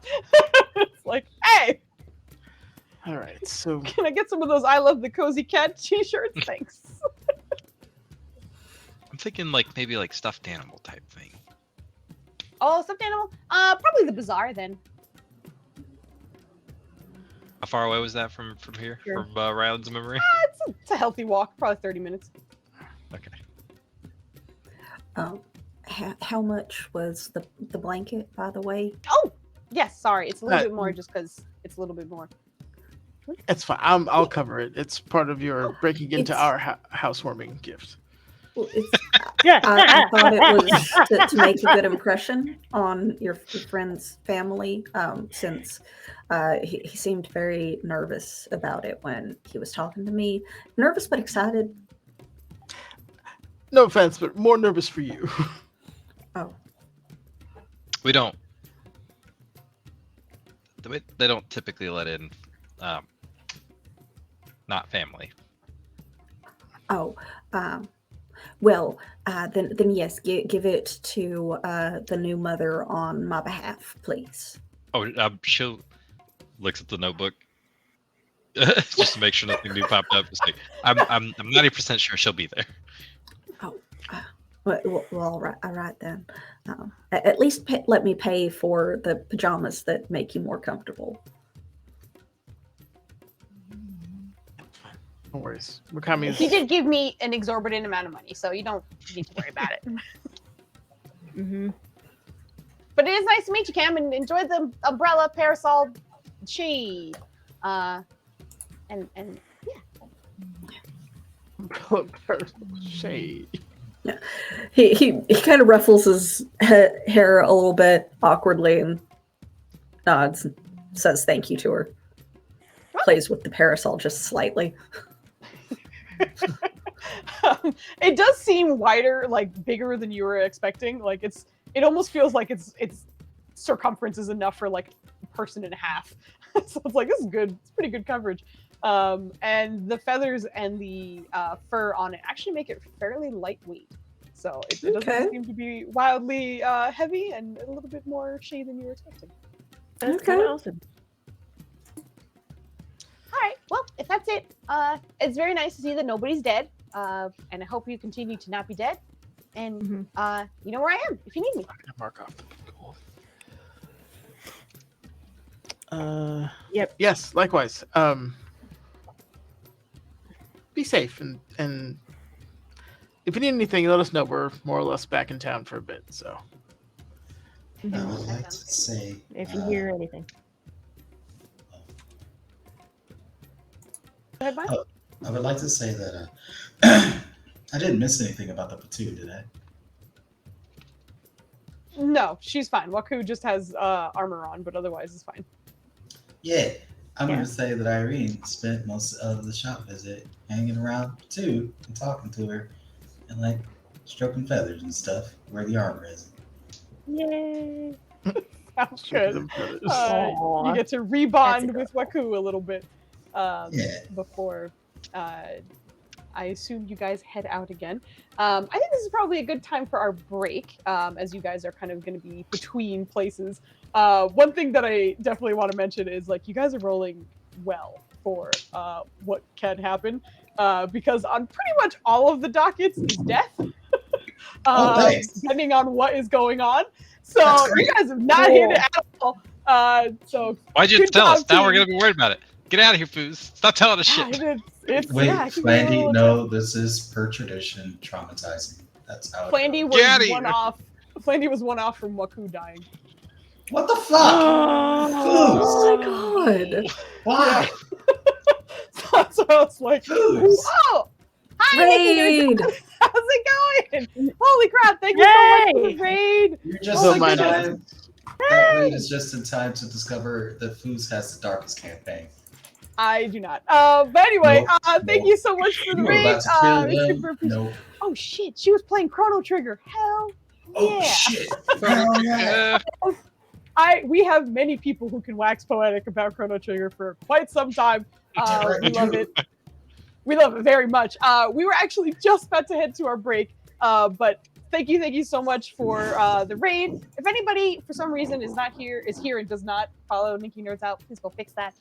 She joined me for some of the Dirty Rollers RPG Pathfinder stuff, and he wasn't a frog, but he looked like a frog. Was hilarious, and I loved him very much. So thank you again for the raid. We're going to be back in like 10-ish minutes. An intense day in Chrono Trigger. Please type and tell us what's going on while we're on break, because we'll be listening, but we're gonna go on a quick break. But yes, thank you again. We'll be back. Be back in stream was awesome. We're gonna be talking to you in a bit. But we're gonna be back on time. Fucking hopefully. It's 4:30. Let's be back at 4:40. Bye. We're gonna do it. 4:40. Nice. Yes. When we get back.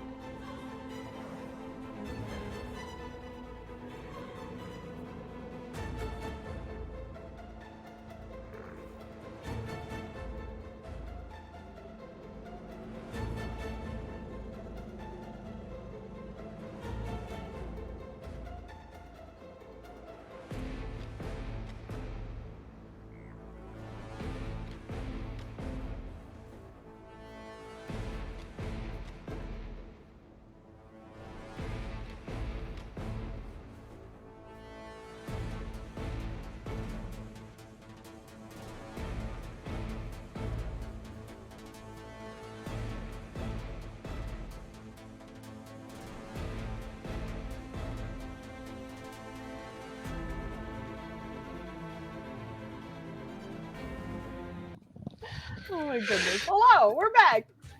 My cat's yelling, so you might hear him in the background every so often. And we were getting drive by Flandes, but it seems as though he has landed and we're good to go. Shit, I forgot my phone. He's just showing up. Never mind, off he goes. But we're back. I again want to thank Nikki for the raid. Thank you very, very much. It is awesome. This is not a time we normally stream at, so it's awesome to get the opportunity. So I appreciate it. Thank you very much. We're gonna hop back in with the preventers who seem to be leaving the general goods plus store and likely heading to a different place in the city. Or I'm not entirely sure. They have a few things on their agenda that, oh my god, Ollie. Is that him right now? Yes, that is him right now. What a dignified sitting pose. Oh, yes. Okay. He is the most gentleman of gentlemen. Oh, Okay. Mr. Please. We're talking about her dog, which she posted in Discord, and he's so cute. But yes, we're gonna hop in with the preventers, likely exiting the general goods store and going wherever they would like now. So I'm gonna hand it back over to you guys for whatever you would like to do. We were going back to, or we're going to that store for Rylan, I think. The bazaar. Yeah. Oh, the bazaar. Okay, this is to get a gift for Yeah. your Baby sisters, siblings. essentially. Yeah. Yes, the baby siblings. Yeah. Okay, gotcha. No problem. Yes, it's not far, as mentioned, like a little bit of a walk, but not too bad, about 30 minutes. But as you guys are heading down, the bazaar looks like it has expanded a little bit. It has always been like numerous rows and aisles and kind of like out in this open space with the sun kind of beating down on everybody, but various awnings and tents and things to kind of keep people out of the direct sunlight. But it is a bustle as always, and especially during this time of day where it's kind of early, but people are kind of getting a lot of things that they might need for the rest of the day. But it is relatively busy here, and you are looking for gifts. Is there anything in particular you're looking for, or is this kind of like almost like soft eyes looking around, just seeing what catches your attention? I think it's soft eyes initially. Unless anything captures his attention, like I don't know, within the first like 5 minutes of walking or something, or the first few stores or whatnot. Otherwise, he'll probably go more specific. But like I said, he's more looking for something that's like maybe like a plush toy or something that'll kind of a keepsake of Kamate Kimane, but something to be treasured throughout the ages, I guess. Okay, sounds good. If it is soft eyes, then I think we're going to go for more of a perception check than investigation. So you can go ahead and roll me that. When you get an opportunity. Oh my god. Perfect. Okay, there it is. That's what we like to see. That is- Dude. Yes. Dude. Next time Joe talks about you being the president, I need you to correct him for me. I mean, you're having a Holy shit. fucking standout month. I gotta say, you're closing the year in strong. He knows we're going to Good be job, wrapping Lenny. up for Q4 soon, and he's like, let Oh, me boost those He's numbers trying to get up a that little Christmas bonus right now. Yep. bit.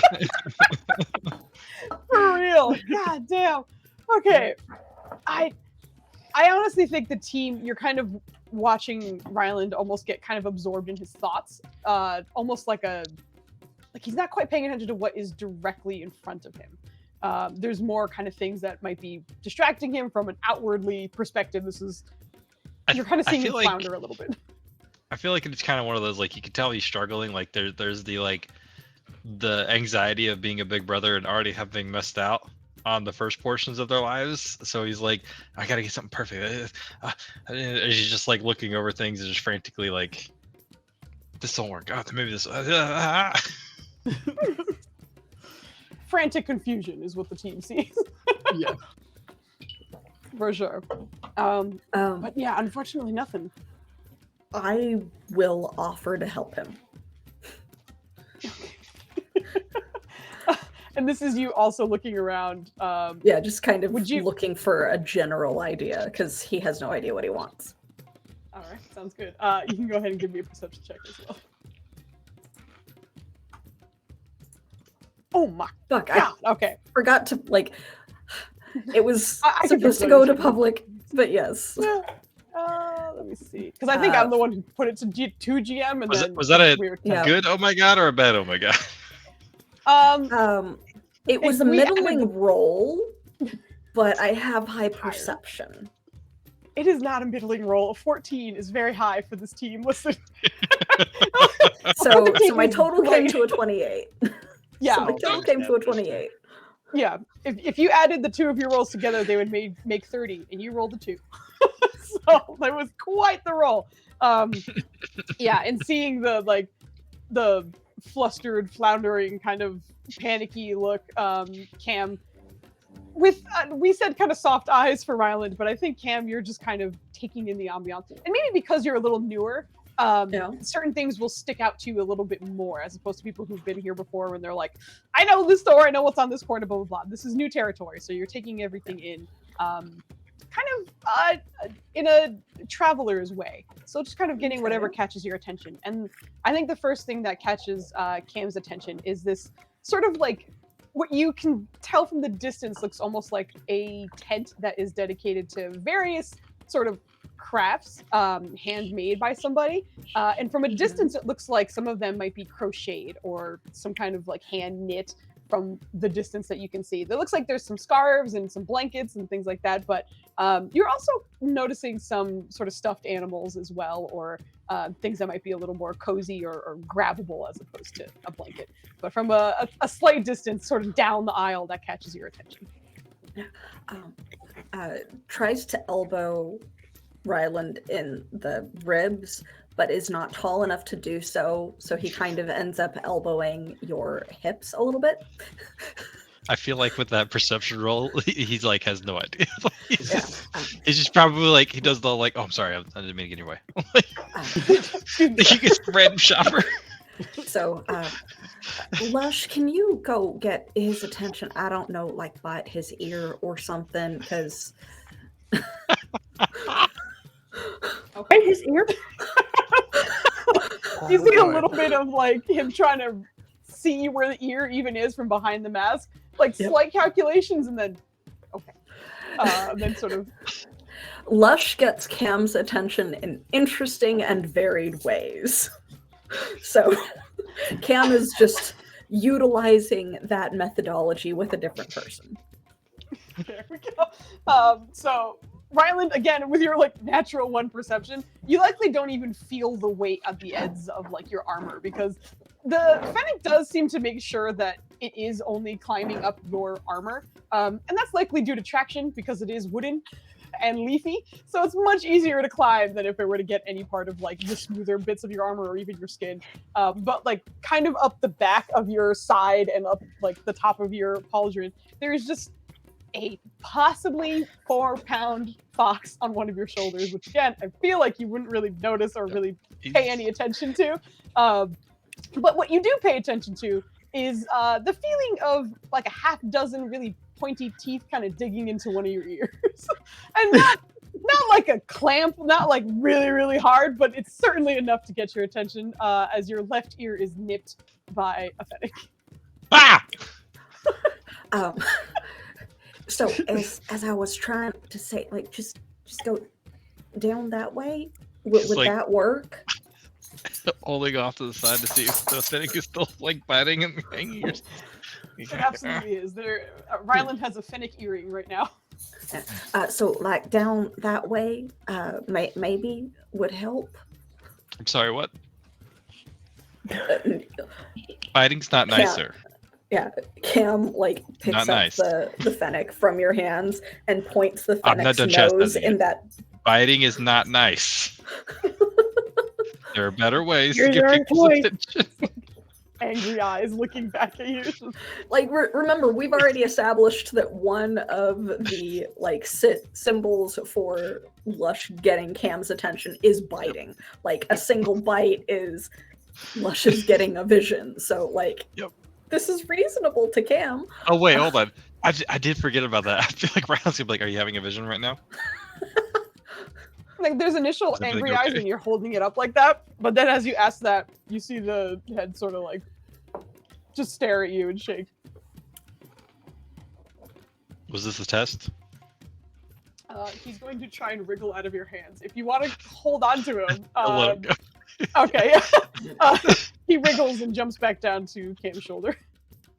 So Cam like kind of uses Lush to point in the direction of the soft crochet items for Ryland and be like, we were trying to get your attention like down that way. Would those work? You seem kind of panicked. I don't know how many days I've missed. I missed a lot. I'm a big brother now. Let's go look. Try not to buy anything toxic. Babies chew on things. They put stuff in their mouths like animals do. Have you ever seen a furbolg child? Not recently. Or worse?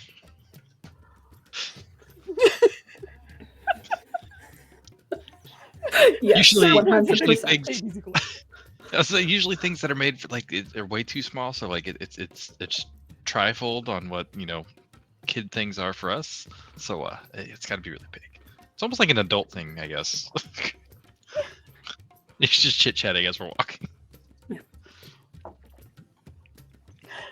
Yeah, you're able to make it up to this stand, which is rather small, but it is very colorfully decorated from what you can see. There are numerous things that are both crocheted, knitted, as well as woven together, but there's a lot of different, excuse me, I'm trying to hold back a burp and it's not coming out, so I just look crazy. So, making your way to here, everything is beautifully colored, just lots of different fabrics, different, very bright colors as well, which I think for Ryland actually kind of works for your family and such, as they are very much in love with various pigments. But these are also unique to the area.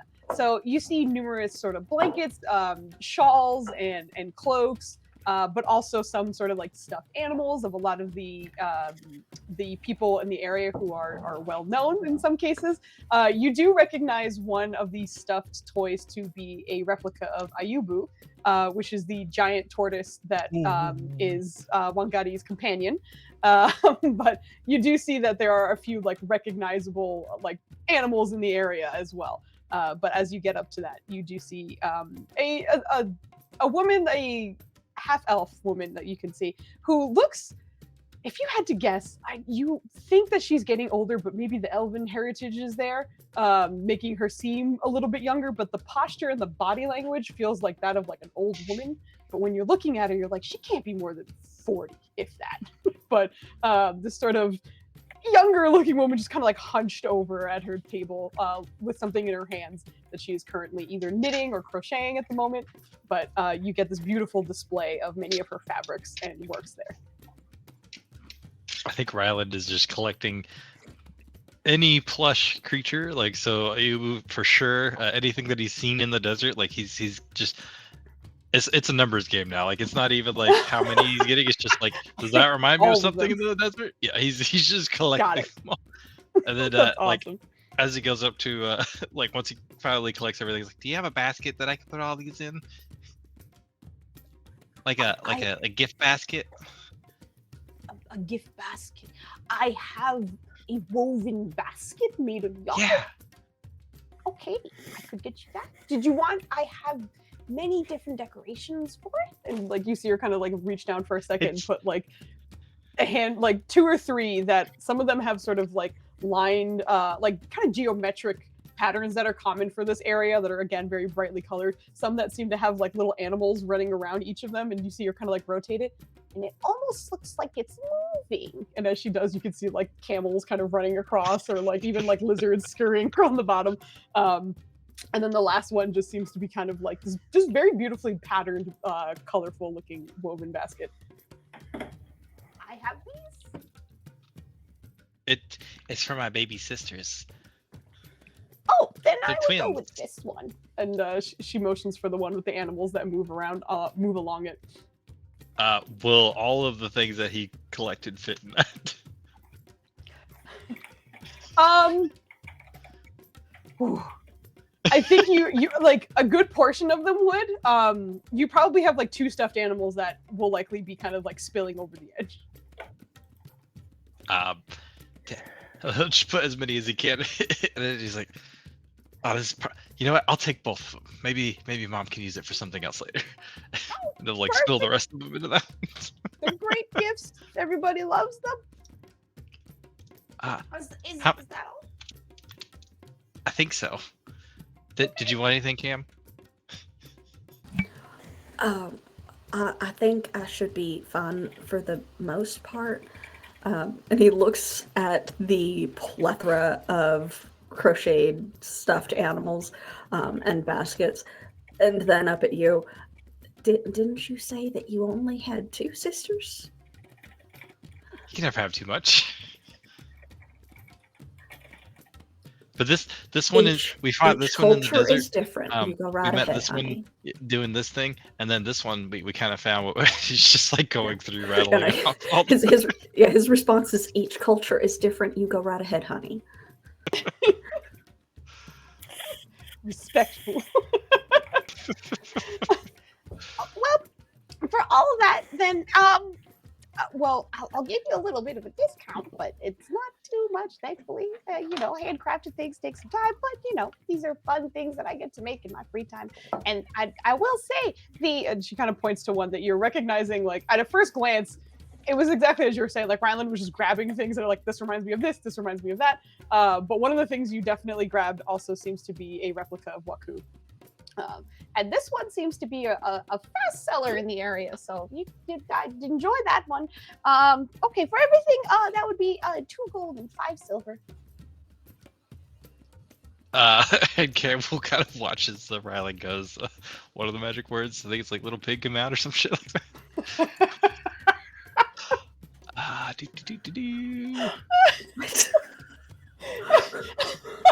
I like that you describe that first, and then you're like, hang on. What? That's amazing. Yeah, it's Yep. Come home, little piggy. Just curious, do you say this while making eye contact with Cam, or is it more like you're? He's just doing it. Like, Yeah, he's just like okay. calling him out to it, like it's time to pay. Yep. And then Cam, you. Go ahead. No, I was just gonna say you could explain that, then I'll explain what he'll say. All right, sounds good. You watch as what seems to be sort of like a very small, like pink sphere seems to kind of like bounce out from one of his pockets and kind of like bounce merrily into the palm of his hands before it sort of grows and then suddenly in an instant sprouts a head, a corkscrew tail, and 4 little legs as a magical piggy bank seems to appear in his hands. And even though it feels like it, or looks and feels as though it is made of porcelain, it seems to be moving around fully functioning, very happily oinking in his hand, with his little corkscrew tail wiggling excitedly. What in the anime shit is this? Cam does not say that as he says that. But as you see this appear, you just see Riley kind of hunched over, and he's like persuading this little pig. He's like, "All right, sir, can you please give the nice lady You said how many? You said 4 gold, I think it was. Two, Can you give the two nice lady gold and 5 4 silver. gold, please? No, it's And 2 5 silver. gold and 5 silver. You see her like pause on that because she's like, part of that's right. Go ahead and roll me your persuasion because you need to see whether it's going to listen. And also, for Cam, I'm just going to show what the handout looks like because this is what they currently have at the moment in the group. So on Roll20, you should see a little. Finally! Hot damn! Oh my god. Hell yeah! Very nice. It's been rough for Flandine, but good roll. Very So good roll. rough. As you ask, you can see the usual sort of like pouts coming from the pig as it does not want to give up any of the money, but it seems kind of maybe just happy to see you at the moment or happy to be in the sun, whatever it is. It seems to be in a good mood. And its mouth opens up as per usual as 4 gold and 6 silver or 5 silver come out directly as you requested. But Cam, as you're watching this happen, there's no hole. Like the mouth opens and it's still just like porcelain mouth essentially, but magically some coins seem to kind of spit out into Ryland's hand. That is quite. That's just fascinating. And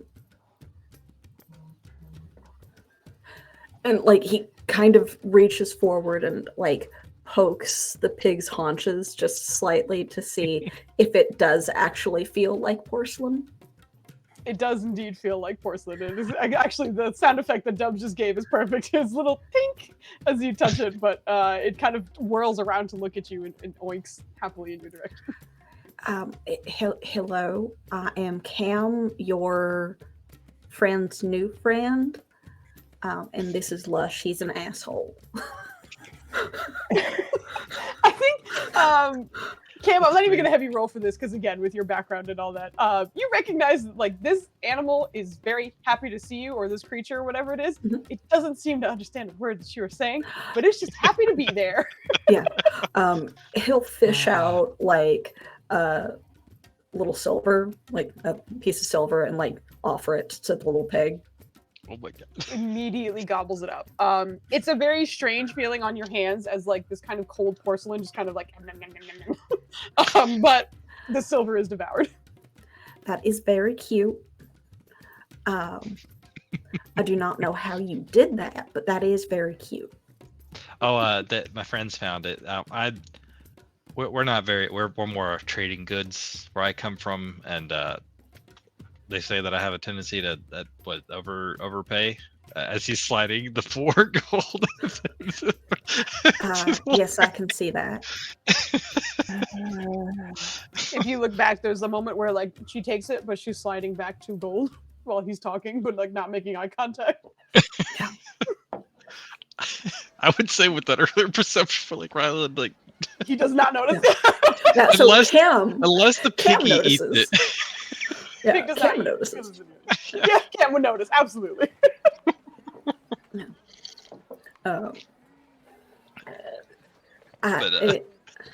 I'm sure that there are a variety of shopkeepers that appreciate your generosity, though you should be cautious, mostly due to the fact that it will initiate the understanding that you are easy to fool. I mean, that's probably true. I'm not good with the coin. Like I said, we usually do trade goods, but I guess in the big cities, it's not as, it's too much for some people to keep track of, I guess. But yeah, my little piggy friend, he help me keep track. He doesn't like giving away money though. He loves getting money. I saw that, and it is very, very cute. It does make me somewhat concerned for your gullibility, however. Although everything's. I think Valen has the majority of the money, anyways. I usually give it to him, but he insists that I learn how to use, and he gave me the piggy to help. He did seem to be your broker, yes. And as this is going on, Violet's just like, "Thank you so much. I think they're gonna love them." And how long do these normally last? Are they good, like durability wise, or like, you know? I mean, unless someone decides to take a knife to it, they should last quite some Ooh. years. Oh, shouldn't be knives. Shouldn't be knives. Well, then, thank you No, very much. It was very nice meeting you. It's very nice to meet you too. Have a good day. You too, Clemessy. Clemessy. When we're walking away already, out of obvious earshot of the crochet artist, the yarn artist, Cam will kind of lean up at Ryland because there's no leaning down to Ryland, and go, didn't Nurja, your dragon friend, say something about or seem to be looking at daggers and knives contemplatively and be told not to give children weapons? Is this a concern for your siblings or your child? As I understand that all of you are co-parents to something. Oh, there was a time where we're like he insisted on coming with us to like help fight things, and we wanted him to at least have stuff. But I think we should at least catch up and see how he's done. A year's a long time for a young man, and we should see what his interests are. Maybe he moved away from daggers. Well, dagger or magic or no, I would personally suggest a protection animal. You could always get him a guard dog or a guard blink dog, or perhaps even just an irritating little phoenix. I have a good feel. He's been with my tribe for over a year. I'm sure he's found somebody to help keep him. If not, I'm sure Mom's given him someone to help keep an eye on him. All right. That sounds quite like a plan. All right. So, where is the team heading to now? What time is it actually? Is it In the midday? day, it's likely like getting closer to sort of 11 a.m. at this point. It's still morning. Actually, I'm wondering if we should visit the Infinite at night and see if we can see the Kings maybe this afternoon, because they're both in proximity to each other. But I don't remember the King saying specifically when we should come, just later. We need to see the Kings as soon as possible to figure out our travel ban. Okay. I thought we were kind of putting that off. Oh, no, we need to talk to them. Okay. All right. So then let's head I would for very much like to go home palace. tonight. So I have a item for Ryland. Aren't we supposed to go to the water place today? Was that today? That was today, wasn't it? The water plate? You mean the Infinite? Are you talking Right? about No, Waterdeep? no. Yeah. Yes, we're supposed to go there and talk to Irene's political friend. He said he would talk to Irene's us. political friend. Foos, Mhm. can you refresh me on the detail? He said, what did he say? He would have someone meet us, or that we would just meet him? That you would meet him. Okay. Yeah, maybe should just at least send him a message. I'm sure he's aware of the current state of affairs, and probably maybe we could postpone our meeting. I don't think they turn the meeting into something else, but Our assassination. yeah. Meeting into Well- murder. Let's play it by ear, see how your family is, but let's figure out what the Kings want from us first. I think is the smart play, and then we can make our decisions based off their answers or stances. You gotta go to the village today, though. You have my promise. I will take you to the village, assuming Rather I just- don't get like. Hugs Vela with his 2 baskets of plushies. They are very vibrantly colored as well, so it is beautifully plushied out. But yeah, Valen, you are ensconced in color. This is way more color than I like. Yay. But all right. All right, so off to the So you guys kings, are unless gonna there's head any to other. the kings. Okay. Yeah, I'm getting. From Yeah. what I'm getting. And maybe the library to look at some demon stuff. As we approach, he's going to warn Cam that if he has any active magic items to take them off while they go through the customs area of the temple. Yes. Okay. Well, Why'd you change the music, by Foos? by active, does that mean like they are currently doing something, or they are just not inert? The former. Usually when I have this thing on and he like shows his belt, he has it on currently, but he unattuned to it so he could attune to the Ioun stone. But he's like, usually this thing, like if I walk through and have it active, like it gives me buffs and it increases my perception and stuff. But if you go through it, it like resets it, and it just drains the battery. All right. Okay. And he takes off a ring. Okay. All right. Yeah. Vale's gonna do the glasses and all. This is normal shit as it goes through.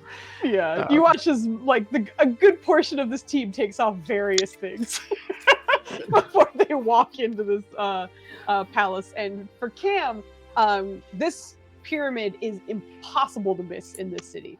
It is by far the largest, tallest thing here, and there always seems to be a good amount of traffic coming in and out. It seems as though it is called the Pyramid Palace, but it seems like commoners of all kind are walking in or out, depending on what's going on, at pretty much every time of the day. And this morning is no different. There are a decent amount of people kind of shuffling in and out, and the preventers, they don't even feel strange in this environment. It is still pretty bustling and busy. And as you all walk through the threshold of the doorway, you feel a sort of like arcane tingle over a good portion of yourself as you are walking in. And with Valen's warning, you recognize that this was likely had something to do with the magic interference that he was talking about. But for the rest of the team, you recognize that this is usually when, if you had something active, it would be dispelled. And that would stink for a bit. But upon walking in, you do feel that aspect of it. And in this busy lobby, which seems to be quite large, and from the outside, this palace looks very, very big, but it does seem to have, similar to the house that you spent some time in, an expansive inside despite the outside. So in this large lobby, there seems to be one enormous desk that seems to be circular with numerous people handing out different kinds of like bundles of some kind, but you're starting to kind of get that these are likely provisions or any necessities that some of the civilians might need. And as you are noticing, a decent amount of the people who seem to be lining up to get some look like they are possibly on hard times, possibly not as affluent as others, but there does seem to be that, as well as numerous other hallways that sprout out, but quite towards the back end of this room. That lead to different directions. But unlike the desert that you're in as well, there seems to be an abundance of plant life and even running water that seems to be all around this space. I wanted to say lush, but now there's a character named that, but it does feel rather like beautifully lively in this space. Yeah, exactly. Lots of different forms of life in this space. And a few guards, of course, sprinkled in here and there. But as the preventers are stepping in, again, it's busy enough that they're not stared at the moment. And the preventers do know exactly where they need to go speak to the kings. Okay. Yep. So stepping past all of this and heading towards one of the hallways on the right, it kind of snakes for just a bit before it opens up to a room that seems to be some kind of waiting room of some kind. There are some seats that are around in the area, but towards the back of the room there seem to be wooden stairs that spiral upwards, and as they do, again, water seems to be kind of flowing from I heard that one. Sorry. Water seems to be... No, you're good. Do not worry. Water's flowing from numerous spouts along the sides of these walls, kind of almost in like a waterfall effect in the area. But Not too far. Once you step into this waiting room, there seems to be a rather tall, bald-headed man with really long, flowing purple robes, who seems to have numerous documents around him, but at the moment seems to have a clipboard in his hand. And directly behind him, from what you can gather initially, as it seems to be kind of lounging behind him, seems to be a rather unusually large lion directly behind him, just sort of seated, but attentive as well. And from what you can see with its raised head, there seem to be two horns kind of coming from the sides of its head and kind of like swooping downwards.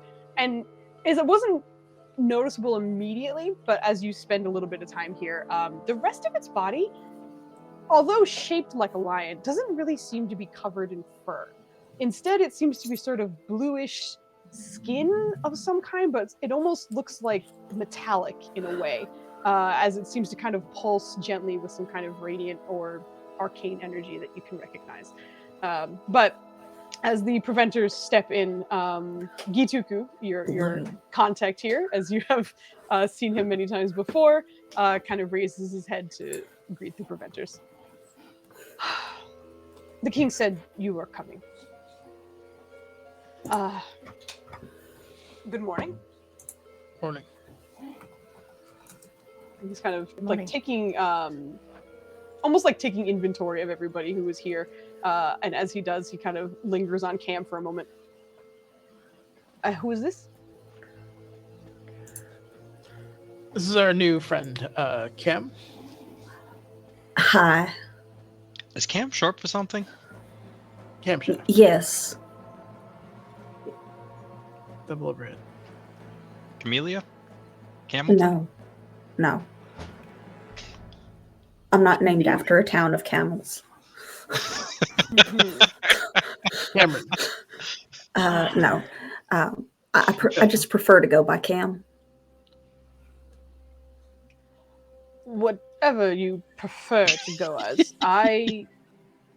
You will need to undergo the same test the others have gone through if you wish to meet the kings. If you have no interest, you may wait here for them. Oh. Do I need to meet their majesties?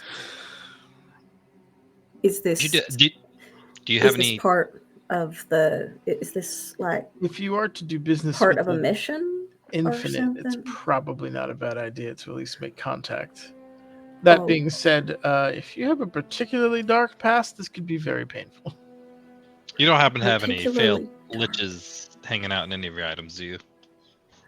As far as I know, I do not possess an item from a lich. That is concerning.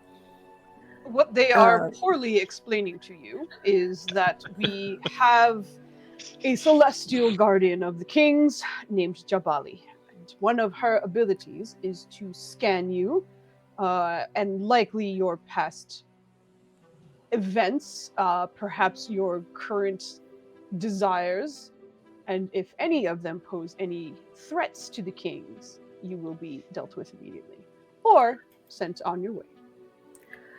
I will also mention that, as he said poorly once again, any past, perhaps painful situations will be replayed for you and only you. However, any pain associated will be felt once again. So, if this is something you wish to avoid, you can leave. That in particular is a concern for me. I would be feeling it all over again. Yes. It's temporary. Also, if you go ahead. I can send Lush with you, since Lush is the one that wants to encounter the infinite. I was just going to say, if you want to opt out, I will stay here with you. I'm more than happy to do that. I will send Lush, since he's the one that needs to experience, and I will opt to not experience any measure of torture again. Thank you. Well, more to follow on that, but So Lush will probably get scanned as well. I was able to see Miss Rucy's past, and it was actually quite beautiful. I got to watch her grow up. Maybe you can learn something about Lush if you're there with him. Oh, the Look. two of you give me an Arcana check. These two bright boys, please give me an Arcana check. Have fun with this, guys. So, what's your plus to the Arcanas, if anything? Arcana? Don't worry about Not great. Don't worry about it. That's my bonus. Not great. Well then. Oh, Yeah. all right. Guess what, Hey, we guys? still have 2 inspirations that expired tonight. Let's go. I have a D4 that I would like to add to Ryland's. Let's see if Go that for it. does Yeah. anything. Oh, yeah. Oh, look at that! Oh, nice! It's a whole 4. That's All right, Ryland, you're welcome. I'm out of here. That's all I got. Cam Yeah, good. Cam is not a magician. Like, he knows a couple of spells from being a ranger. He is not a magician. Not at all. I love that He's it's a not a 1, smart but boy. it's not red, which means it wasn't a natural. Yeah, no, it's because I have a negative. It's because Yeah. I have a negative. Oh god, amazing. All right, so for Ryland, as you are kind of considering this, you also remember that a decent amount of the reason why you were able to see some of Rucy's is that there was a sort of unspoken bond between the two of you, and that had lasted for many, many years. From what you're kind of getting with Cam, like, they have a bond right now for sure. They seem to be able to speak telepathically to each other and not have to worry about anything like that. But it doesn't seem like it's as long of a connection as yours. And I think he's kind of going up. Didn't Valen and Ryland get to watch Treebender as well? that's because you asked, and you had to pass a persuasion check to do so. It was not. Yes, it was that's extra more work on the- Jabali's end. Yeah, that's more the route that he's kind of talking about, especially if he's catching on. That's like, all right, y'all don't have as close a connection as Rucy and I, but you You're know. not as cool as us, but, well, not necessarily that it's not like as cool, and I know we're joking, but the idea is more like you recognize it's not the same as what you experience. And also, if you were to ask for Jabali to include anybody in, again, you're asking for a favor. So, I mean, that might be fine for Ryland to be like, I'm fine with us going back and immediately making demands, especially for someone he's never met before, but it's fine. But think just making sure, like, you recognize Yeah, if that's the Um, case, like Ryland will explain the nuances of it. Like you'd have to ask Jabali, and she might be willing to work with you. But I think if you explain the situation and the fact that he's getting visions to go see the Infinite, also don't be like, she's gonna know everything if you come. Like, if there's anything you don't want to tell them, like, then don't go upstairs, I guess. It's more along the lines of, I know what I have personally experienced, and if it is not absolutely necessary for me to experience it again, I am uncomfortable doing so.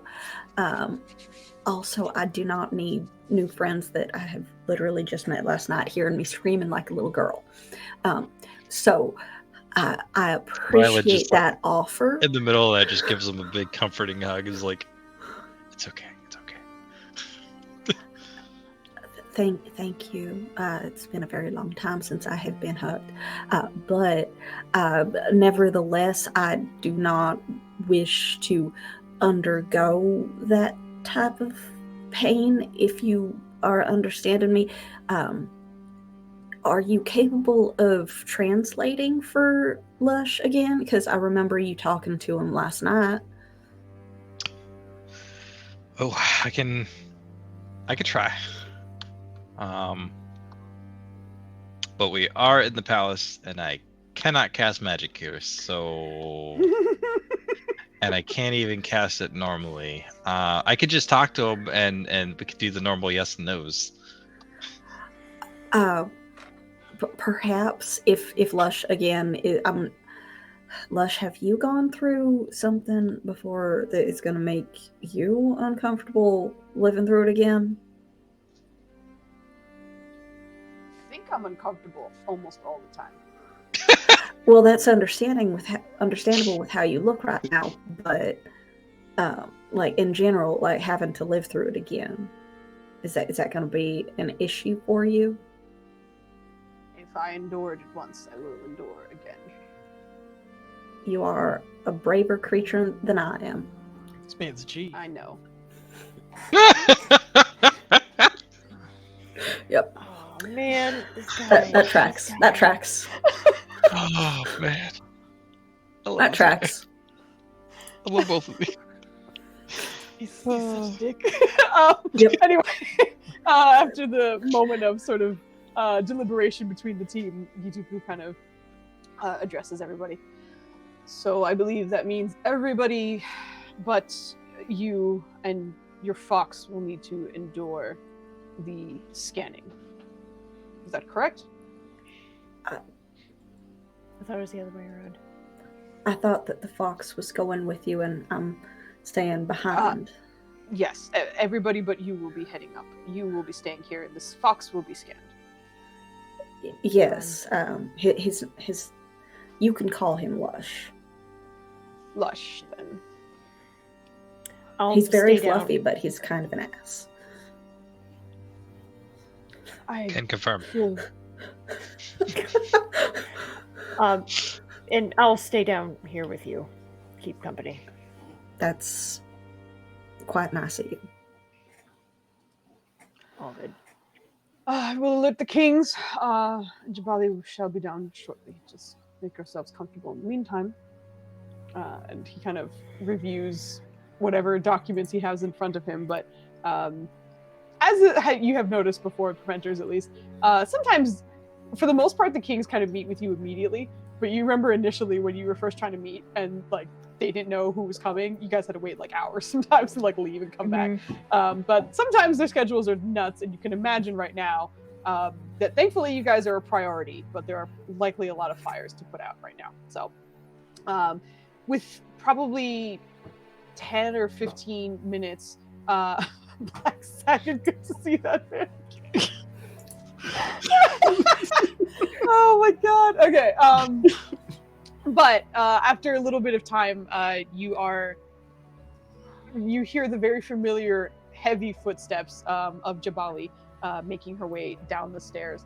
And for Cam, this is sort of new for you. Actually, you got to see her a little bit in as Evie, kind of like watching them. But you did have a successful check against what she likely is. She's the Dakini celestial creature that you had that successful check on. Knowing what they are and not having seen one in person, she's very tall. She's about 20 or so feet tall, striding down these steps, completely adorned in a lion's mask, as well as various bones and jewelry and such.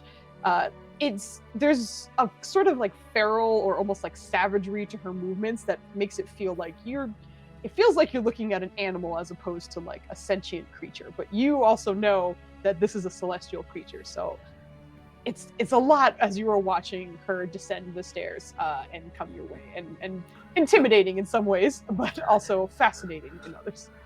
Yeah.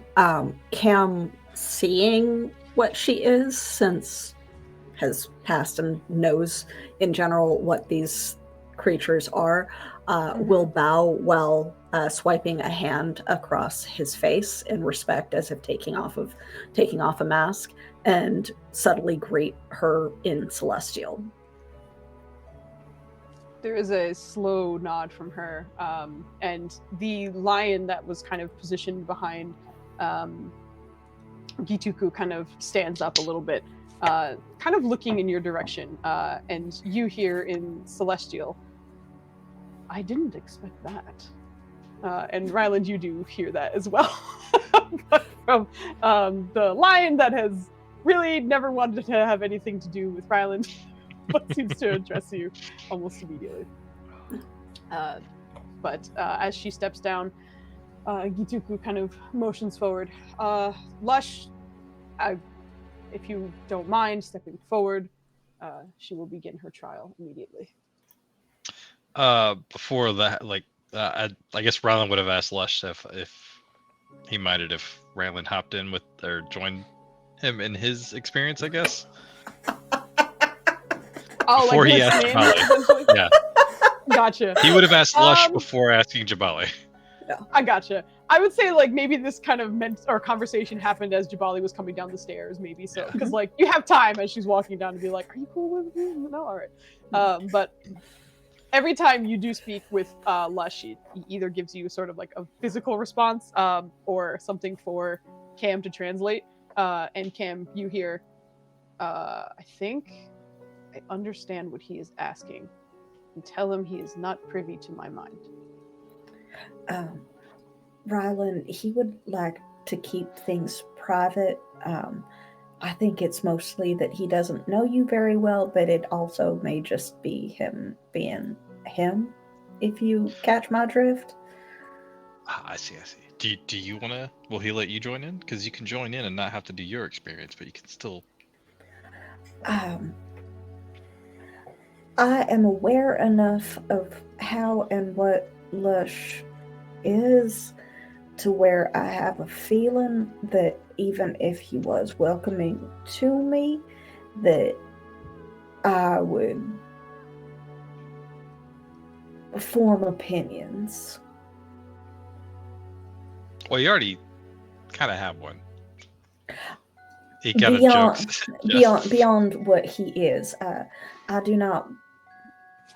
am not one who believes in adjusting my response to someone as they are based solely on knowledge of their past.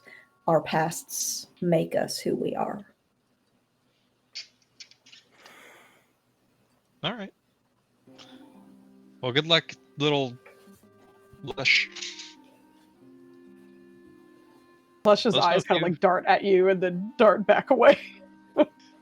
But otherwise, no response at the moment. But Lush kind of gingerly hops down from Cam's shoulder and steps a bit closer to Gituku, but stops a little bit right around there. But as he does so, for everybody else, this is a familiar interaction. But for Cam, you watch as Jabali takes a rather large spear that she came down with, just as equally adorned as she is, and extends the blade in his general direction. Not in a swift or menacing motion, but one that seems to be of ceremony, with the tip of it being about an inch or two away from this tiny fox's chest, which is a bit alarming as this is a spear the size of a giant.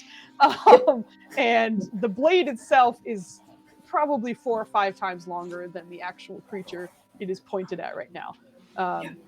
But like his personality, the fox kind of sits proudly, chest puffed out and looking up at the giant woman as the spear pointed towards her. You watch as the third eye in that sort of lion's mask that she has sort of lights.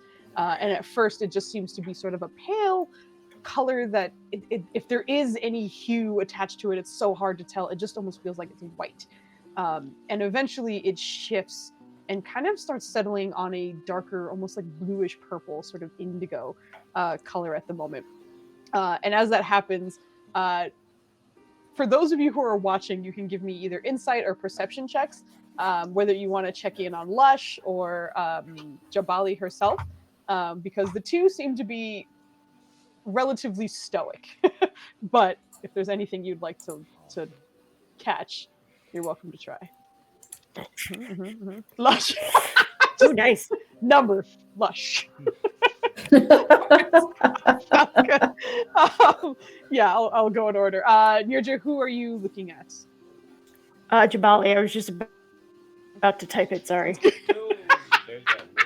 not too bad, Nanners. Everyone's in on this. Oh, jeez. Yeah. All right. Cam, who are you looking at? I am mostly observing to make sure that neither of them are suffering from it. Okay. So kind of a general, like, is there pain that I'm seeing here? Yeah, is there pain? Is there a threat of some kind happening? Gotcha. All right. Valen, who or what are you looking at? Jabali. Sounds good. And Irene? She's looking at Jamali just to Okay. see if there's any like triggers. Maya, are you in a locker? What? I don't hear Maya at all. She's not even I on my didn't hear screen. her. She's quiet. Oh, then that might need. I am heavily medicated. I'll be back. So Somebody no drugged you problem. and then put you in a locker? Rude. She's barely here. But as you are looking over, I'm gonna go for Cam first, also, just because yours is a little bit more simple in that, again, you're kind of looking for pain in the body language and just kind of the two that are here, likely kind of muscling up throughout whatever this interaction is. But from what you can see, neither of them seem to be in pain. From what you can see from Jabali, her body language is more like searching. Like you've seen very academic people really pour into a book and be like, I am looking for an answer and I need it. And she has that kind of focus in her body language. Is very much like, I am digging for answers, is what's happening right now. And from Lush, you are a little relieved that there doesn't seem to be any pain whatsoever. But your perception is high enough. I think you would notice like there are just slightly almost imperceptible little twitches in his tail that likely indicate he's certainly experiencing something. It doesn't seem to be pain, but likely something, maybe a little bit of discomfort or surprise, whatever it might be. But otherwise, the rest of his body is rock solid. Okay. He is holding as still as he can. For Ryland, as you are watching Lush's body language, Lush is very strange for many reasons for you, as it's in the shape of a fox, but it doesn't act like one. So a lot of times you're getting used to the fact that you're looking for like body language or reactions that are not from a regular beast's perspective. So as you are studying it, I feel like you kind of know intrinsically to not look at the areas of an animal that would naturally react, like the face, the ears, sometimes even the paws, things like that, where it's like, I need to retreat or I need to make a move, something like that. You're just kind of looking at the general structure, or even maybe just the head and any kind of expressions. But the back is towards you, which is not doing you any favors whatsoever. While Cam is very much noticing every little small flick of the tail, I think Ryland probably catches maybe one. But I think what you would notice in its figure is that it's certainly making an effort to not move.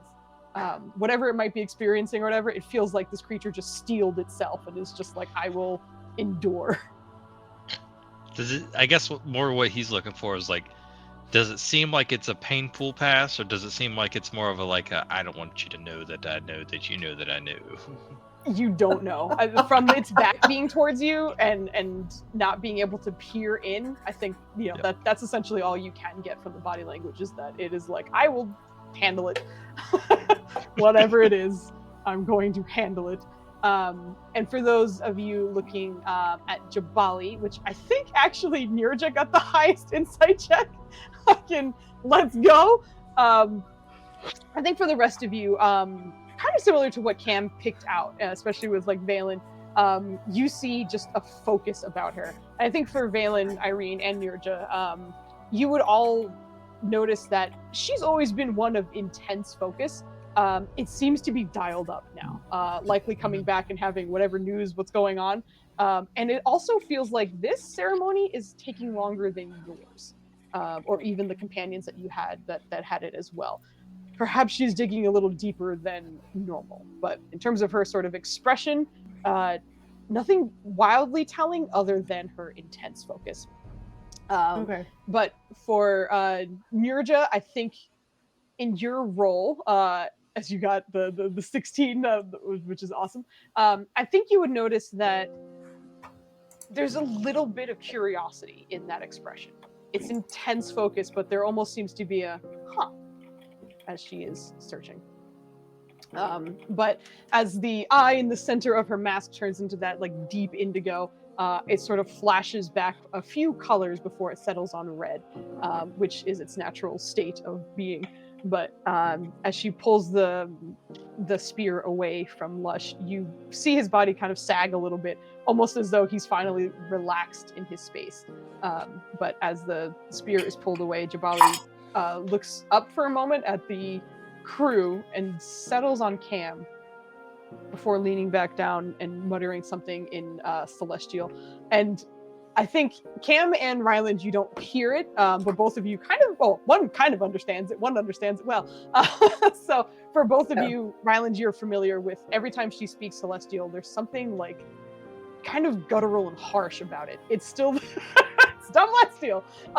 It's still the language. It's just, it feels like a completely different culture has been speaking this and turned it into their own language. So you still understand it, but it's almost like you're hearing heavy slang, but just spoken from a different person.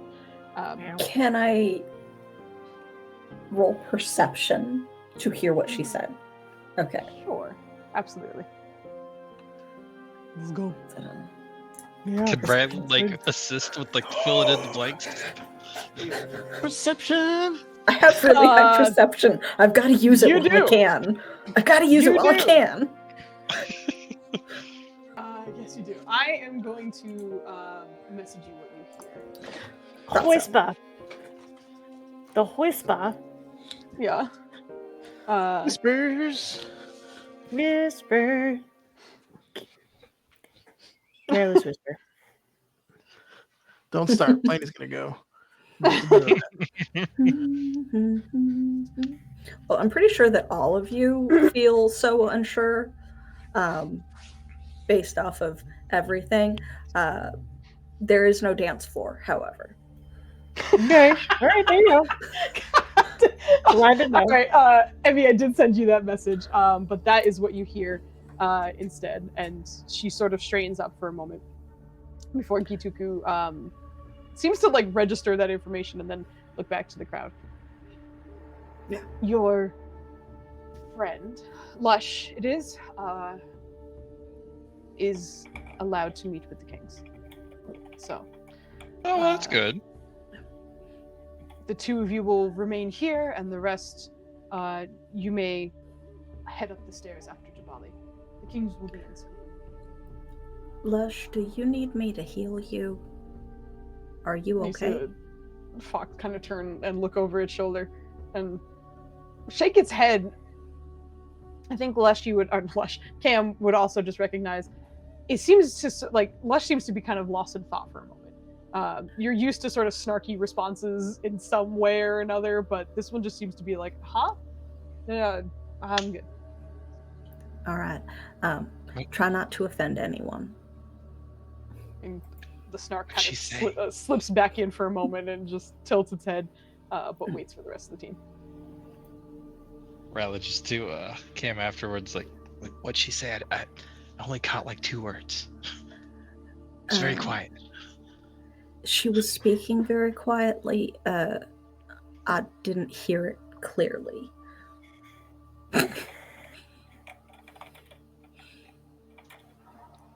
First little inkling of doubt appears in Riley's mind. Yeah. You know what he rolled? Yeah. I don't know. You can roll an insight. I'll roll deception against you. No, it's fine. It's fine. I genuinely don't, like. I think it's like such a like in the back for Ryland. Like he doesn't challenge it or anything like that. But it's like, all right. Yeah. Just log that away. Yeah, Cam's just like, this ain't your business. I didn't hear shit. Yeah. He barely wanted to talk to me. But yeah, so you are all led upstairs, where you are greeted to the kind of familiar meeting room, the conference room up above, where at the moment, besides Jabali being there, it seems relatively quiet. But after being there for a few moments, eventually, Nirja's not here and Cam is not here. Irene, as you are kind of towards the top of the stairs, you start to hear a number of footsteps kind of heading your way, as there does seem to be other hallways that lead into this room, but you guys are usually heading up the stairs towards that space. But as you are turning your head, you can see that the Death Coven, the sisters, are walking towards the room looking to seat themselves. But as they come on in, Tessa quickly smiles and embraces Irene pretty much immediately before looking over everybody else as well. They will be meeting with us all soon, but it's good to see you. We will be heading back to the Shadowfell in a minute or two, but until then, just lot of things have been happening. It's good to see you too. I regret that we didn't really get to spend much time together. Yes, I agree, but I think we all have many things on our plates. Have you done a full head count of your friends?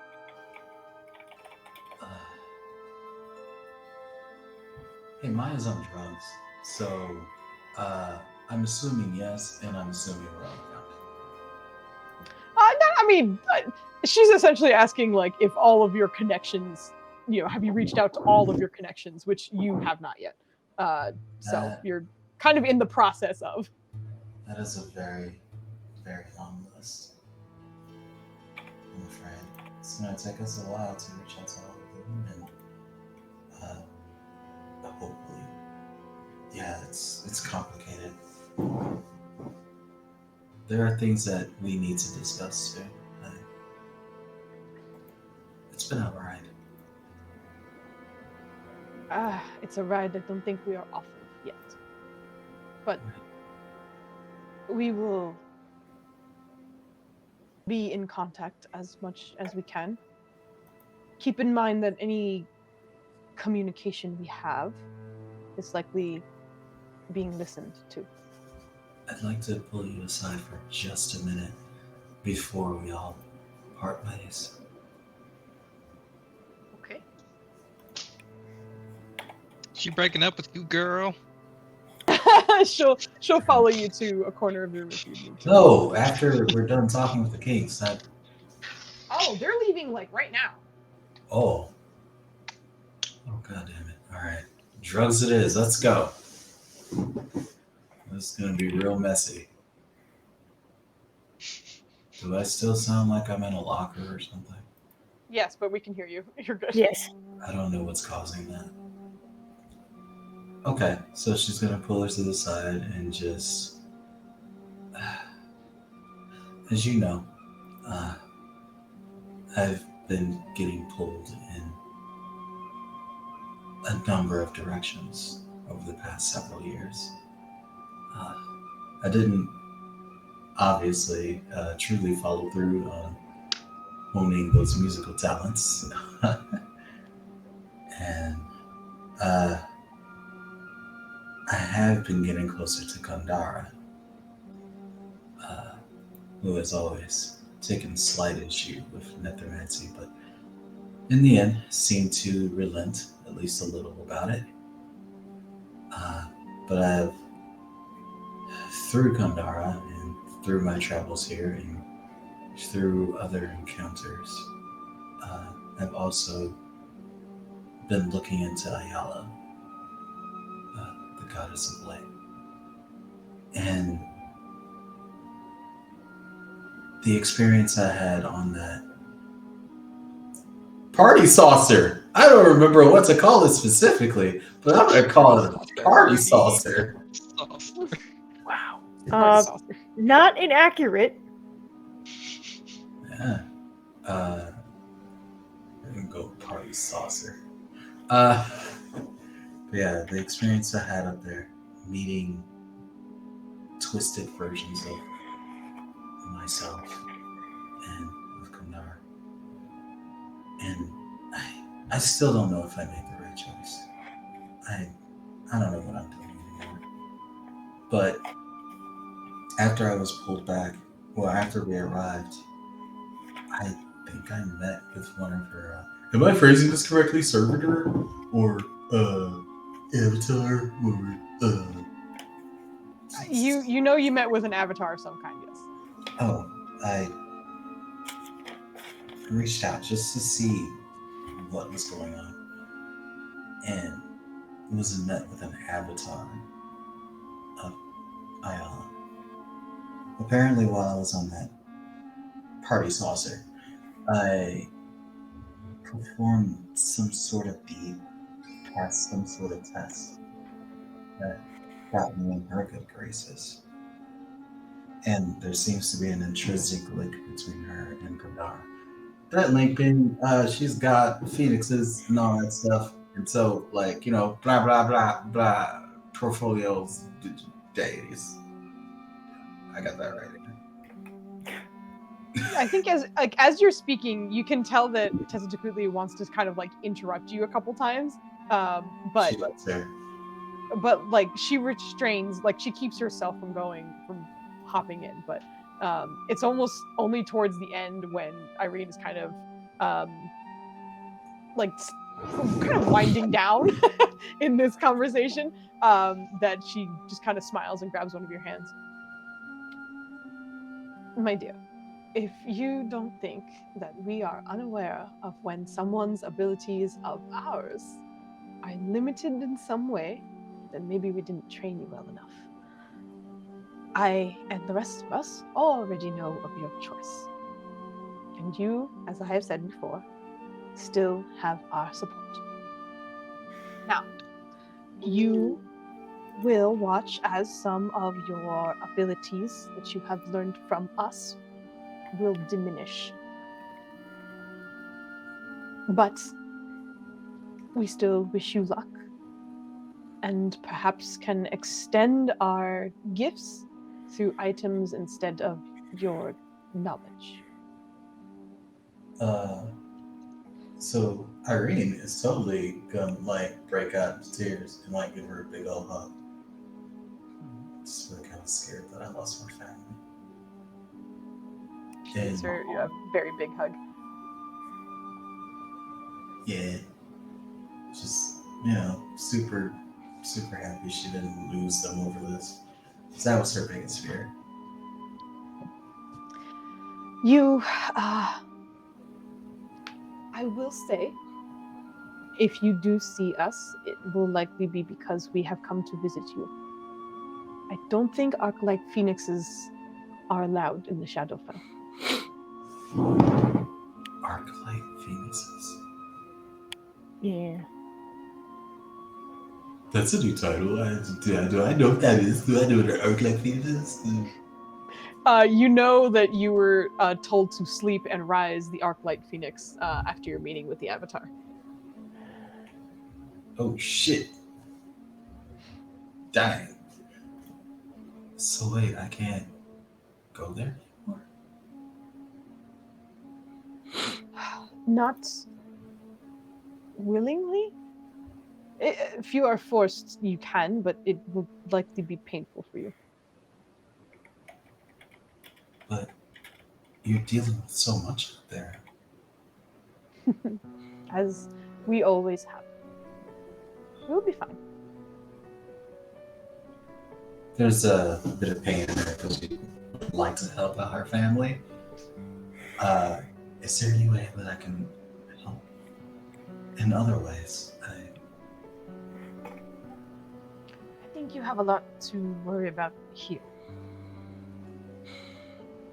I'm not worried about my family on the other side of the world.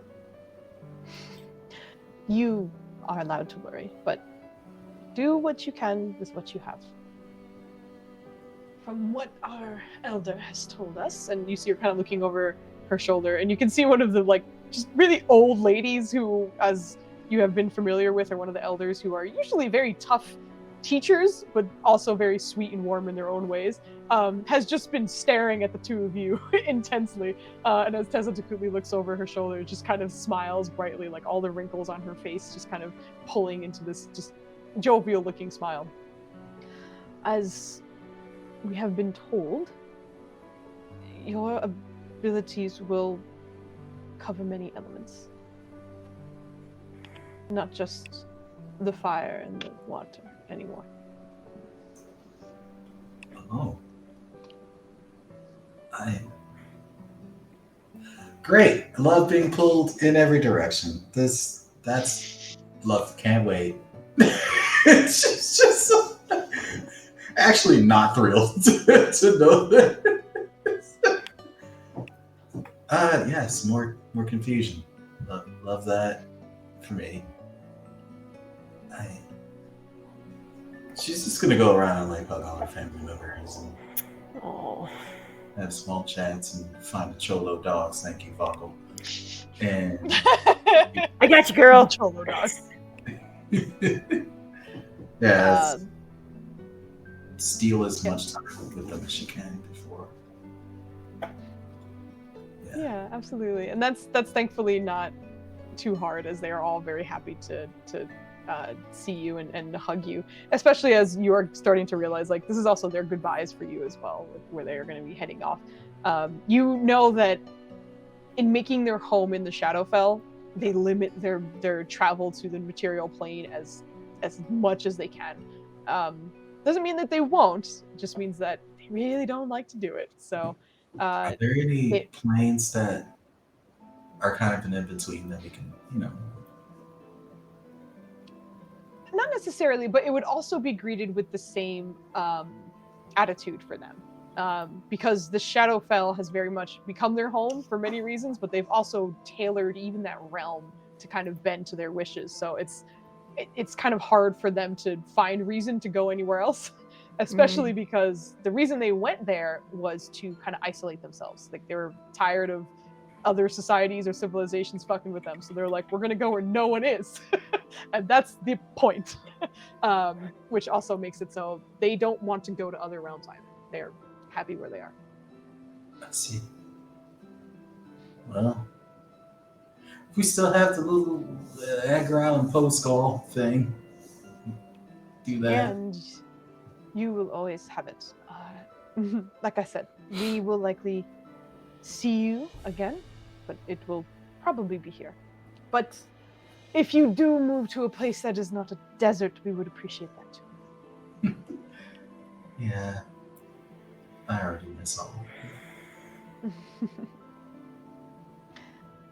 But we love you, Irene.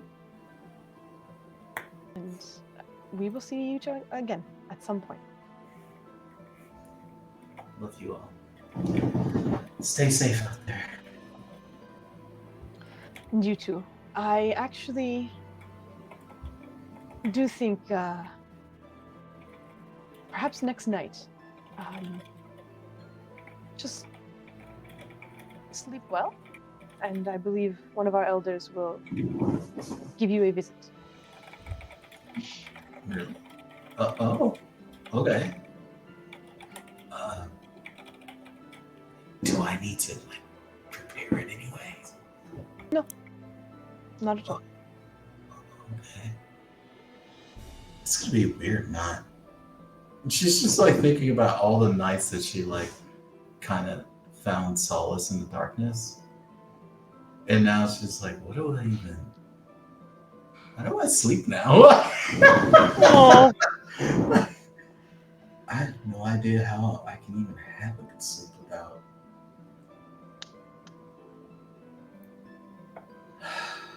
It's going to be weird.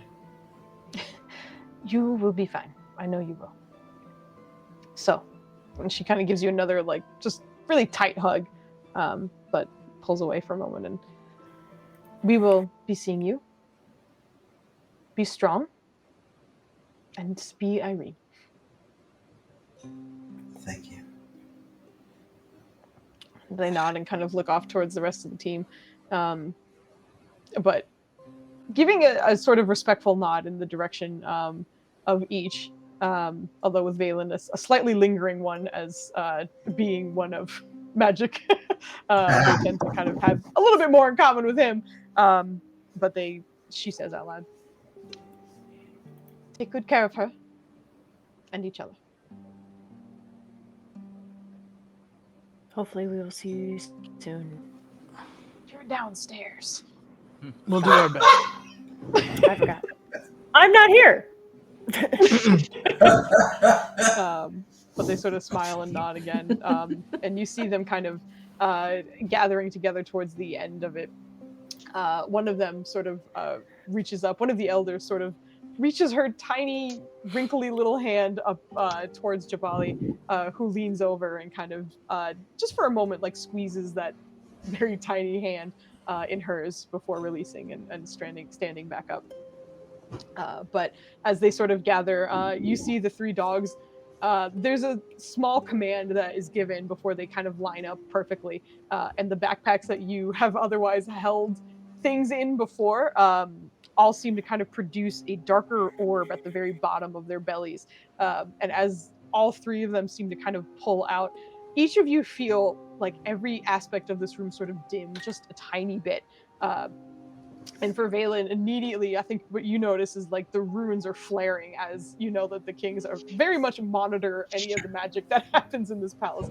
And all of them flare wildly for just a second before turning off. And you know, and you have seen this before, that that is likely a voluntary light switch. One of the kings was likely aware of what was happening and allowed it to continue. But as the dark orbs kind of center underneath each of these dogs, you all watch as clearance before I did. You're literally from the Shadowfell. Because he's like, go there. What? How much worse could it be? Fuck off. I don't know, but the right before them seems to be sort of another orb that looks like it's exactly the same as the dog's items beneath their bellies. Sort of floats in space before it expands into just a dark circle that feels like it swallows all the light in the room. But slowly, each one of the Death Coven make their way through that darkness. Tezatkuti being the last, who stops right before it, smiles and nods towards the team before ushering herself and the dogs through and back to the Shadowfell. I think Irene's going to be. She can't really help herself. She's gonna kind of, as she's watching them go, also kind of like, I guess, standing meditate and just allow herself to appreciate that one last time, like that comforting darkness to her. I live in the dark. Yeah, but comforting darkness indeed. But they all step through, and as they go ahead and do that, it feels like maybe a minute or two before the familiar footsteps of the kings, as well as Wangari, head in the direction of this room. And we are at 6, which was the time that I said we were going to end because it's a Sunday and I imagine people have things to do to get ready for the week and stuff. But basically, we'll be coming back to the kings coming back and having likely some kind of conversation with you. And Niraj and Cam hanging out underneath in the downstairs room, in the waiting room, essentially. But if there's anything anyone would like to do in that time, you have some time to think about it. Our schedule is a little weird because I don't know what we're doing next weekend. I think we might possibly have it off or maybe scheduling things a little differently because it's Thanksgiving. And I hope you have a wonderful Thanksgiving. Yeah. And if you don't, have a wonderful fucking week anyway. Yeah. But I did not take this time to search for someone to raid, which is on me. So I'm doing that That's right fine. now. We got at least one more roll to make. Okay. I because we have to Yeah. roll for votes. Oh yeah. Yeah. Hold on. Can we We're roll doing that one for? Can we roll for Cam and you're just small talk? Like I'm hoping it's something to be like. So. Oh my god, that's gonna be. Oh god. You like polearms? Oh my god. I mean, we could discuss weapons that may come up, but you know, We both like long weapons. we do. We both like long weapons. Oh my god, that's amazing.